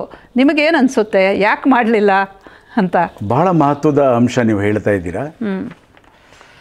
ಯಾವುದನ್ನು ಯಾರನ್ನು ಕೇಳದೆ ಆಗಿನ ಕಾಲದ ಸರ್ಕಾರಗಳು 91ರಲ್ಲಿ 95ರಲ್ಲಿ 2013ರಲ್ಲಿ ಇದನ್ನು ಅನುಷ್ಠಾನಕ್ಕೆ ತಂದವೋ, ನಮ್ಮಲ್ಲಿ 1-2 ವರ್ಷಗಳಿಂದ ಒಂದು ಪ್ರಹಸನ ನಡೀತಾ ಇದೆ. ಏನಂದರೆ ಯೂನಿಫಾರ್ಮ್ ಸಿವಿಲ್ ಕೋಡ್ ಬಗ್ಗೆ ನಿಮ್ಮ ಅಭಿಪ್ರಾಯಗಳನ್ನು ಕೊಡಿ ಹಾಗೆ ಹೀಗೆ ಅಂತ. ಅಂದರೆ ಕೆಲವು ಸರಿ ಅನುಮಾನ ಬರುತ್ತೆ, ಇದರಲ್ಲಿ ಏನಾದರೂ ಕೂಡ ನಿಧಾನ ಮಾಡುವಂಥ ಒಂದು ತಂತ್ರ ಇದೆಯಾ ಹಾಗೆ ಅಂತ. ಆದರೆ ಏನು ನೀವು 370 ಹೇಳಿದರೆ ಅಷ್ಟೇ ಮಹತ್ವದ್ದು ಈ ಎರಡೂ ಕಾಯ್ದೆಗಳ ರದ್ದು ಮಾಡುವಂಥದ್ದು, ರಿಪೀಲ್ ಮಾಡುವಂಥದ್ದು ಹಾಗೆ ಅಷ್ಟೇ ಮಹತ್ವದ್ದು. ಕಾಶ್ಮೀರದ್ದು ಮಹತ್ವ ಕಡಿಮೆ ಅಂತ ಹೇಳ್ತಾ ಇಲ್ಲ, ಅಷ್ಟೇ ಮಹತ್ವ ಈ ಕಾಯ್ದೆಗಳಿಗಿದೆ ಅನ್ನೋದನ್ನು ನಾವು ಅರ್ಥ ಮಾಡಬೇಕು. ಇದರಲ್ಲಿ ಒಂದು ವ್ಯತ್ಯಾಸ ಇದೆ ಮಂಜುನಾಥ್ ಅವರೇ. ಕಾಶ್ಮೀರದ ಸಮಸ್ಯೆ ಇದು ಒಂಥರ ಅಂತಾರಾಷ್ಟ್ರೀಯ ಸಮಸ್ಯೆ ಆಗಿತ್ತು. ಪಾಕಿಸ್ತಾನದ ಬಾರ್ಡರ್ ಜೊತೆ ನೇರವಾಗಿ ಇದ್ದಿದ್ದರಿಂದ ಅಂಥ ಒಂದು ಟೆರರಿಸ್ಟ್ ಜೊತೆ ಸೇರಿಕೊಂಡಿತ್ತು. ಇದು ಇಂಟರ್ನಲ್ ಮ್ಯಾಟರ್ ಅಲ್ವಾ, ಆಂತರಿಕ ಸಮಸ್ಯೆ. ಮೇಲ್ನೋಟಕ್ಕೆ ಕಾಣುತ್ತೆ, ಆದರೆ ಇಲ್ಲಿ ಕೂಡ ಮುಸ್ಲಿಂ ದೇಶಗಳ ಮತ್ತು ನಮ್ಮ ನೆರೆಹೊರೆಯ ದೇಶಗಳ ಒಂದು ಆಯಾಮ ಇದ್ದೇ ಇರುತ್ತೆ. ನೋಡಿ, ರಾಮ ಜನ್ಮಭೂಮಿಗೆ ಸಂಬಂಧಪಟ್ಟ ಹಾಗೆ ನಾವು ಇದು ನಮ್ಮ ಭಾರತದ ಇಂಟರ್ನಲ್ ಮ್ಯಾಟರ್ ಅಂತ ನಾವು ಪ್ರೀತಿಯಿಂದ ಹೇಳಬಹುದು. ಆದರೆ ಪಾಕಿಸ್ತಾನ ಯಾವ ರೀತಿ ರೆಸ್ಪಾಂಡ್ ಮಾಡಿದೆ? ಹೌದು, ಪಾಕಿಸ್ತಾನ ಇವತ್ತು ಯಾವುದೇ ಸ್ಥಿತಿನಲ್ಲಿರಲಿ ಅದು ಯಾವ ರೀತಿ ರೆಸ್ಪಾಂಡ್ ಮಾಡಿದೆ? ಹೌದು, ಆರ್ಥಿಕ ದುಸ್ಥಿತಿನಲ್ಲಿದ್ದರೂ ಕೂಡ ಅದು ಆ ರೀತಿ ರೆಸ್ಪಾಂಡ್ ಮಾಡಿದೆ. ಅಂದರೆ ಯಾವುದು ಭಾರತದಲ್ಲಿ ಜನಹಿತಕ್ಕೆ, ಭಾರತದ ಹಿತಕ್ಕಾಗುತ್ತೋ ಅದರ ಮೇಲೂ ಕೂಡ ಕೆಲವು ದೇಶಗಳ ಒಂದು ವಕ್ರದೃಷ್ಟಿ ಇದ್ದೇ ಇದೆ ಹಾಗೆ ಅಂತ. ಮತ್ತು ನಮ್ಮಲ್ಲೇನು ಅಂತ ಹೇಳಿದ್ರೆ, ಯಾವುದೋ ಒಂದು ದೇಶದಲ್ಲಿ ಯಾರೋ ಒಬ್ಬ ಪ್ರವಾದಿಯವರ ಬಗ್ಗೆ ಒಂದು ವ್ಯಂಗ್ಯಚಿತ್ರ ಕಾರ್ಟೂನ್ ಬರೆದ ಅನ್ನೋ ಕಾರಣಕ್ಕೆ ನಮ್ಮಲ್ಲಿ ಹಿಂಸೆಗಳಾಗಿದೆ. ಯಾರಿಗೂ ಗೊತ್ತಿಲ್ಲ ಯಾಕೆ ಗಲಾಟೆ ಆಗ್ತಾ ಇದೆ ಗೊತ್ತಿಲ್ಲ, ಯಾಕೆ ಪ್ರದರ್ಶನ ಆಗ್ತಾ ಇದೆ ಗೊತ್ತಿಲ್ಲ. ಅಲ್ಲಂತೂ ಕೊಲೆಗಳೇ ನಡೆದೋಯ್ತು. ಗಲಾಟೆ ಮಾಡೋರಿಗೂ ಗೊತ್ತಿಲ್ಲ, ಮತ್ತೆ ಪೊಲೀಸರಿಗೂ ಗೊತ್ತಿಲ್ಲ, ಜನಗಳಿಗೂ ಗೊತ್ತಿಲ್ಲ. ಈ ಥರದ ಒಂದು ಸ್ಥಿತಿ ಯಾವಾಗ ಬೇಕಾದರೆ ಮರುಕಳಿಸಬಹುದು. ಹಾಗಾಗಿ ಇವೆಲ್ಲದೂ ಕೂಡ ಎಚ್ಚರಿಕೆ ತಗೋಬೇಕಾಗತ್ತೆ. ಇವತ್ತು ದೆಹಲಿನಲ್ಲಿ ವಿಶೇಷವಾಗಿ ನಾವು ಕೇಳ್ತಾ ಇರ್ತೀವಿ ಪತ್ರಿಕೆಗಳಲ್ಲಿ, ಕೋರ್ಟಿನ ಕಟ್ಟಡಗಳು ವರ್ಕ್ ಫ್ಯಾಕ್ಟ್ರಿಗೆ ಬರುತ್ತೆ, ಇನ್ಯಾವುದೋ ಕಟ್ಟಡಗಳು ವರ್ಕ್ ಫ್ಯಾಕ್ಟ್ರಿಗೆ ಬರುತ್ತೆ ಹಾಗೆ ಅಂತ. ಇವ್ರದ್ದು ನಮ್ಮ ಜಿಯೋ ಓನರ್ದು ಮುಖೇಶ್ ಅಂಬಾನಿ ಇದು ಕೂಡ ಮನೆ ಇದಕ್ಕೆ ಬರುತ್ತೆ ಹಾಗೆ ಅಂತ. ಈ ಸ್ಥಿತಿ ಯಾವಾಗ ಸರಿ ಹೋಗುವಂಥದ್ದು? ಅವರು ಅದಕ್ಕೆ ಒಂದು ನೋಟಿಸ್ ಕೊಟ್ಟಿಲ್ಲ ಅಥವಾ ಕ್ಲೈಮ್ ಮಾಡಿಲ್ಲ ಅಂತ ಇರಬಹುದು, ಆದರೆ ಯಾವಾಗಾದರೂ ಕೂಡ ಕ್ಲೈಮ್ ಮಾಡಿದ್ರೆ ಈ ಎಲ್ಲ ಆ್ಯಕ್ಟ್ಗಳು ಬರುತ್ತೆ. ಮತ್ತು ನಮಗೆ ವಿಶೇಷವಾಗಿ ಭಾರತದ ಹಿಂದೂಗಳಿಗೆ ಇದರಲ್ಲಿ ಯಾರೂ ಕೂಡ ನಮ್ಮನ್ನು ರಕ್ಷಣೆ ಮಾಡೋದಿಲ್ಲ ಅಂತ ನೆನಪಿಟ್ಕೋಬೇಕು. ಇವೆಲ್ಲದೂ ಕೂಡ ಹಿಂದೂಗಳನ್ನು ಮಾರಕ ಅನ್ನುವಂಥ ಕಾಯ್ದೆಗಳು. ಆಮೇಲೆ ಇಲ್ಲಿ ಇನ್ನೊಂದು ಅಂಶವನ್ನು ಹೇಳ್ಬೋದು. ಏನೊಂದು ರಾಮ ಜನ್ಮಭೂಮಿಯ ಆಂದೋಲನ ಆಯಿತು, ಕಳೆದ 2000 ವರ್ಷಗಳಲ್ಲಿ ಬಹಳ ಮಹತ್ವದಾಯಿತು. ಯಾಕೆ ಅಂತ ಹೇಳಿದ್ರೆ, ಇಸ್ಲಾಮಿನ ಅನೇಕ ಆಕ್ರಮಣಕಾರಿಗಳು ನಮ್ಮ ದೇವಾಲಯಗಳನ್ನು ನಾಶ ಮಾಡಿದ್ರು. ರಾಮ ಜನ್ಮಭೂಮಿ ದೇವಾಲಯ ಸೇರಿದ ಹಾಗೆ, ಕೇಶವದೇವ ದೇವಾಲಯ ಮಥುರಿನಲ್ಲಿ ಏನಿತ್ತು ಅದು ಕೂಡ ಸೇರಿದ ಹಾಗೆ. ಅದು ಖಿಲ್ಜಿಗಳಾಗ್ಬೋದು, ಇನ್ನೊಬ್ಬರಾಗ್ಬೋದು, ಅದನ್ನು ನಾಶ ಮಾಡಿದ್ರು, ಮತ್ತೆ ನಮ್ಮವ್ರು ಕಟ್ಟಿದ್ರು, ಮತ್ತೆ ನಾಶ ಮಾಡಿದ್ರು. ಈ ರೀತಿಯೆಲ್ಲ ಆಗಿದೆ ಹಾಗೆ ಅಂತ. ಇಲ್ಲಿ ನಾವು ಗಮನಿಸಬೇಕಾದ್ದೇನಂತ ಹೇಳಿದ್ರೆ, ಹಿಂದೂಗಳು ಮತ್ತೆ ನಿರ್ಮಾಣ ಮಾಡಿದ್ದಾರೆ ಅನ್ನೋದು ಒಂದು, ಅದಕ್ಕಿಂತ ಮುಖ್ಯವಾದ್ದು ಅನೇಕ ಶತಮಾನಗಳಿಂದ ಈ ಹೋರಾಟ ನಡೆದಿದೆ ಹಾಗೆ ಅಂತ. ಒಬ್ಬ ವಿದೇಶಿ, ಒಬ್ಬ ಜೆಸೂಟ್ ಪಾದ್ರಿ, ಟಿಫೆನ್ ಟಾಲರ್ ಅಂತ ಹೆಸರು, ಅವನು ಕೂಡ ದಾಖಲೆ ಮಾಡಿದ್ದಾನೆ. 300 ವರ್ಷಗಳ ಹಿಂದೆ ಈ ರೀತಿ ಏನು ರಾಮ ಜನ್ಮಭೂಮಿ ಇದೆ ಅಲ್ಲಿ ಹಿಂದೂಗಳು ಹೋರಾಟ ಮಾಡ್ತಾ ಇದ್ದಾರೆ, ಅಲ್ಲಿ ಅವರು ಆರಾಧನೆ ಮಾಡ್ತಾರೆ, ಪೂಜೆ ಮಾಡ್ತಾರೆ, ಮತ್ತು ರಾಮನ ಜನ್ಮದಿನಕ್ಕೆ ಅವರೆಲ್ಲ ಕೂಡ ಸೇರ್ತಾ ಇದ್ದಾರೆ ಹಾಗೆ ಅಂತ. ರಾಮ ಜನ್ಮಭೂಮಿ ಒಂದಕ್ಕೇನೆ ಅಧಿಕೃತವಾಗಿ 3 ಲಕ್ಷಕ್ಕಿಂತ ಹೆಚ್ಚು ಹಿಂದೂಗಳ ಬಲಿದಾನ ಆಗಿದೆ ಹಾಗೆ ಅಂತ. ಇದೇ ರೀತಿ ಉಳಿದ ದೇವಾಲಯಗಳು, ಸೋಮನಾಥ ಆಗ್ಬೋದು, ಇನ್ನೊಂದಾಗ್ಬೋದು, ಈ ರೀತಿ ಲಕ್ಷ ಲಕ್ಷ ಲಕ್ಷ ಬಲಿದಾನಗಳಾಗಿದೆ ಹಾಗೆ ಅಂತ. ಅಂದರೆ ಹಿಂದೂಗಳು ಹೋರಾಟವನ್ನು ನಿಲ್ಲಿಸಿಲ್ಲ ಅನ್ನೋದು ಭಾಳ ಮುಖ್ಯ. ಅದು ಆಮೇಲೆ ಆ ಒಂದು ಧ್ವಂಸದ ಪ್ರಕರಣ ಏನಿದೆ, ಇದನ್ನು ನೀವು ಕೂಡ ಬಹಳ ಕಾರ್ಯಕರ್ತರ ಒಂದು ವಿಡಿಯೋ ಇದು ಮಾಡಿದ್ದೀರ. ನಾಯಕರು ಬೇಡ ಅಂತ ಹೇಳಿದ್ರು ಕೂಡ ಜನಗಳು ಆ ಒಂದು ಆ ಕಟ್ಟಡವನ್ನು, ಅವಮಾನಕರವಾಗಿದ್ದ ಕಟ್ಟಡ ಏನಿತ್ತು ಅದನ್ನು ಧ್ವಂಸ ಮಾಡಿದ್ರು ಹಾಗೆ ಅಂತ. ಇದು ಬಹಳ ವಿಶೇಷವಾದ ಒಂದು ಪಾಯಿಂಟ್ ಅಂತ. ಜನರ ಮನಸ್ಸು ಏನು ಅಂತ ಗೊತ್ತಾಗುತ್ತೆ. ಮತ್ತು ಅದನ್ನು ಆ ಥರದನ್ನು ಮಾಡಿಲ್ವಲ್ಲ ನಮ್ಮವರು. ಎಷ್ಟು ದೇವಾಲಯಗಳನ್ನು ನಾಶ ಮಾಡಲಿ, ಮಜಾರಗಳನ್ನು ಕಟ್ಟಲಿ, ಗೋರಿಗಳನ್ನು ಕಟ್ಟಲಿ, ಮಸೀದಿಗಳನ್ನು ಕಟ್ಟಲಿ, ಅದನ್ನು ಒಡೆಯಕ್ಕೆ ಹೋಗಲಿಲ್ಲ. ಈ ಒಂದು ಪ್ರಕರಣದಲ್ಲಿ ಅದನ್ನು ಒಡೆದರು ಅನ್ನೋಂಥದ್ದು ಭಾರತದ ಒಂದು ಕ್ಷಾತ್ರದ ಪ್ರತೀಕ. ಇದು ಒಂದೇ ಮಸೀದಿ. ಇವತ್ತು ನಮ್ಮ ದೇಶ ಏನಾದ್ರು ಉಳಿದಿದ್ದರೆ ಕಳೆದ 75, 76, 77 ವರ್ಷಗಳಲ್ಲಿ ಸ್ವಾತಂತ್ರ್ಯ ಬಂದ ಮೇಲೆ ಅದಕ್ಕೆ ಕಾರಣ ನಮ್ಮ ಭಾರತೀಯ ಸೇನೆ. ಯುದ್ಧಗಳಲ್ಲಿ ಗೆದ್ದಿರುವಂಥದ್ದೇನು ಅಂತ ಹೇಳಿದ್ರೆ, ವಿಶೇಷವಾಗಿ ನಮಗೆಲ್ಲ ಗೊತ್ತೇ ಇದೆ, ನೆಹರು ಅವರ ಕಾಲದಲ್ಲಿ ಸೇನೆಗೆ ಸರಿಯಾದ ಒಂದು ಬೆಂಬಲ ಸಿಕ್ಕಲಿಲ್ಲ. ಚೀನಾ ಅಗ್ರೆಷನ್ ಟೈಮಲ್ಲಂತೂ ಪಾಪ ಸೈನಿಕರಿಗೆ ಶೂಗಳು ಕೂಡ ಇರಲಿಲ್ಲ, ಹಿಮಾಲಯದಲ್ಲಿ ಅವರು ಹೋರಾಟ ಮಾಡಬೇಕಾಯಿತು ಅಂತ. ಇವೆಲ್ಲದರ ಹಿನ್ನೆಲೆಯಲ್ಲಿ ಇತ್ತೀಚೆಗೆ ಸೇನೆಗೆ ಬೆಂಬಲ ಇದೆ ನಿಜ, ಆದರೂ ಕೂಡ ಎಲ್ಲ ಯುದ್ಧಗಳಲ್ಲಿ ಗೆದ್ದಿರುವಂಥದ್ದು ಇದು ವೀರಭೂಮಿಯನ್ನು ಅದರ ಪ್ರತೀಕ. ಇದು ನಮ್ಮದು ವೀರಭೂಮಿ ಅಂತ ಅನಿಸೋದೇ ಇಲ್ಲ ನಮಗೆ. ನಮ್ಮ ಇತಿಹಾಸ ಓದಿದಾಗ ಏನನ್ಸುತ್ತೆ ಅಂದರೆ, ಇದೊಂದು ಸೋತ ರಾಷ್ಟ್ರ, ಎಲ್ಲದಕ್ಕೂ ಕೂಡ ನಾವು ಶರಣಾಗತರಾದ್ವಿ, ಸೋತ್ವಿ ಅಂತ. ಅದು ಸುಳ್ಳು. ನಮ್ಮ ದಾಖಲೆಗಳೇನೇನು ಏನು ಹೇಳುತ್ತೆ, ಇದು ವೀರಭೂಮಿ ಅಂತ. ನಮ್ಮ ಭಾರತೀಯ ಸೇನೆ ಕೂಡ ಅದನ್ನೇ ರುಜುವಾತುಪಡಿಸಿದೆ. ಮುಂದೆ ಕೂಡ ನಾವು ಅದಕ್ಕೆ ಅದೇನು ಅಂಶಗಳಿದೆಯೋ ಅದನ್ನು ಶಾಲಾ ಕಾಲೇಜುಗಳಲ್ಲಿ ನಾವು ಓದಬೇಕು ಅನ್ನೋದು ನಿಜ. ಮತ್ತು ಆ ಸೇನೆಗೆ, ಆ ಹೋರಾಟಕ್ಕೆ, ಆ ಶಕ್ತಿಗೆ ಬೆಂಬಲವನ್ನು ಕೂಡ ಕೊಡಬೇಕು ಹಾಗೆ ಅಂತ. ನಮ್ಮ ಏನು ಆರಾಧನಾ ತಾಣಗಳಿದೆಯೋ ಅದನ್ನು ವಾಪಸ್ ಪಡೆಯೋದಕ್ಕೆ ಆ ಒಂದು ಹೋರಾಟ ನಡೆಸಲೇಬೇಕಾಗಿದೆ. ವಿಶೇಷವಾಗಿ ಎಲ್ಲ ಜಗದ್ಗುರುಗಳು, ಸ್ವಾಮಿಗಳು ಗರ್ವಾಪ್ಸಿ ಮರಳಿ ಮಾತೃ ಧರ್ಮಕ್ಕೆ ಬರುವಂಥದ್ದಕ್ಕೂ ಕೂಡ ಪ್ರಯತ್ನ ಪಡಬೇಕು. ಮತ್ತು ಈ ಮೂರು ಸಾಕು ಅನ್ನೋ ಒಂದು ಇದನ್ನು, ಆ ಒಂದು ಭ್ರಮೆಯನ್ನು ಬಿಡಬೇಕು ಹಾಗೆ ಅಂತ. ವಾಸ್ತವ ಸ್ಥಿತಿನ ಅರ್ಥ ಮಾಡ್ಕೋಬೇಕು ಅನ್ನೋದನ್ನು ನಾನು ವಿನಂತಿಸ್ಕೊಳ್ಳೋದಕ್ಕೆ ಇಷ್ಟಪಡ್ತೀನಿ. ನೀವು ಕೊನೆಯಲ್ಲಿ ಸರಿಯಾದ ಮಾತನ್ನು ಹೇಳಿದ್ರಿ. ಇದು ಇಂಥ ಒಂದು ಘನವಾದಂತಹ ಅತ್ಯಂತ ಪ್ರಾಚೀನ ಕಾಲದಿಂದ ಬಂದುಬಿಟ್ಟಿರುವಂತಹ ಈ ದೋಷಗಳನ್ನು ಸರಿಪಡಿಸ್ಕೋಬೇಕಾದ್ರೆ ಇದು ಒಬ್ಬರು ಇಬ್ಬರಿಂದ ಆಗೋದಿಲ್ಲ. ಈ ಜನಾಂದೋಲನ ಆ ಜನಾಂದೋಲನವನ್ನು ಮುಂದುವರಿಸೋದಕ್ಕೆ ಧಾರ್ಮಿಕ ಗುರುಗಳು ಕೂಡ ಎದ್ದು ನಿಂತ್ಕೋಬೇಕು, ಅವರ ಬೆಂಬಲವನ್ನು ಸೂಚಿಸಬೇಕು, ಅವರ ಆಶೀರ್ವಾದವನ್ನು ಕೊಡಬೇಕು, ಅವರ ಅನುಗ್ರಹವನ್ನು ಮಾಡಬೇಕು. ಇಲ್ಲದಿದ್ದರೆ ಸಾಮಾನ್ಯ ಜನಕ್ಕೆ ದಿಕ್ಕು ತಪ್ಪಿದ ಹಾಗಾಗುತ್ತೆ. ಅದರ ಜೊತೆಗೆ ಮುಂದೆ ಬರುವಂಥ, ನಾನು ಆಶಿಸ್ತೀನಿ, ಮುಂದೆ ಬರುವಂತಹ ಇದೇ ಸರ್ಕಾರ ಇಂಥದ್ದಕ್ಕೂ ಇದಕ್ಕೂ ಕೈ ಹಾಕಿ ಈ ಅತ್ಯಂತ ಕಳಂಕಿತವಾಗಿರುವಂತಹ ಈ ಆ್ಯಕ್ಟ್ಗಳು, ಕಾಯ್ದೆಗಳೇನಿದೆ ಇದನ್ನು ತೆಗೆದು ನಿಜವಾಗ್ಲೂ ತಮಸೋಮ ಜ್ಯೋತಿರ್ಗಮಯ ಮಾಡುತ್ತಾ ಈ ಕತ್ತಲೆಯಿಂದ ನಮ್ಮನ್ನು ಹೊರಕ್ಕೆ ತಂದು ಬೆಳಕಿನೆಡೆಗೆ ಸಾಗಿಸುತ್ತಾ ಅಂತ ಒಂದು ನನಗೆ ಅನ್ನಿಸ್ತಾ ಇದೆ. ಆಗಬಹುದು ಅಂತ ಆ ಒಂದು ಪಾಸಿಟಿವ್ ನೋಟ್, ಅಂದರೆ ಆ ಒಂದು ಆಶಾ ಭಾವನೆಯಿಂದ ಈ ನಿಮ್ಮೊಡನೆ ಮಾಡಿದಂಥ ಈ ಸಂವಾದಕ್ಕೆ ಮುಕ್ತಾಯವನ್ನು ಹಾಡೋಣ. ನೀವು ಈ 2 ಕಾಯ್ದೆಗಳ ಬಗ್ಗೆ ತುಂಬ ವಿಸ್ತಾರವಾಗಿ ಹೇಳಿದ್ದೀರಾ. ಅದು ಹೇಗೆ ಜನವನ್ನು, ನಮ್ಮ ಇಡೀ ದೇಶವನ್ನು ಅದು ಪರಿಣಾಮಗೊಳಿಸ್ತಾ ಇದೆ, ಪ್ರಭಾವಗೊಳಿಸ್ತಾ ಇದೆ, ಇದರಿಂದ ಬಿಡಿಸ್ಕೊಳ್ಳೋದು ಬಹಳ ಪ್ರಮುಖವಾಗಿದೆ ಅನ್ನೋದನ್ನು ತುಂಬ ಚೆನ್ನಾಗಿ ಹೇಳಿದ್ರಿ ಮಂಜುನಾಥ್. ನಿಮಗೆ ಹೃತ್ಪೂರ್ವಕವಾದಂಥ ಧನ್ಯವಾದಗಳು ನಮ್ಮೆಲ್ಲ ವೀಕ್ಷಕರ ಪರವಾಗಿ. ಧನ್ಯವಾದಗಳು. ನಮಸ್ಕಾರ.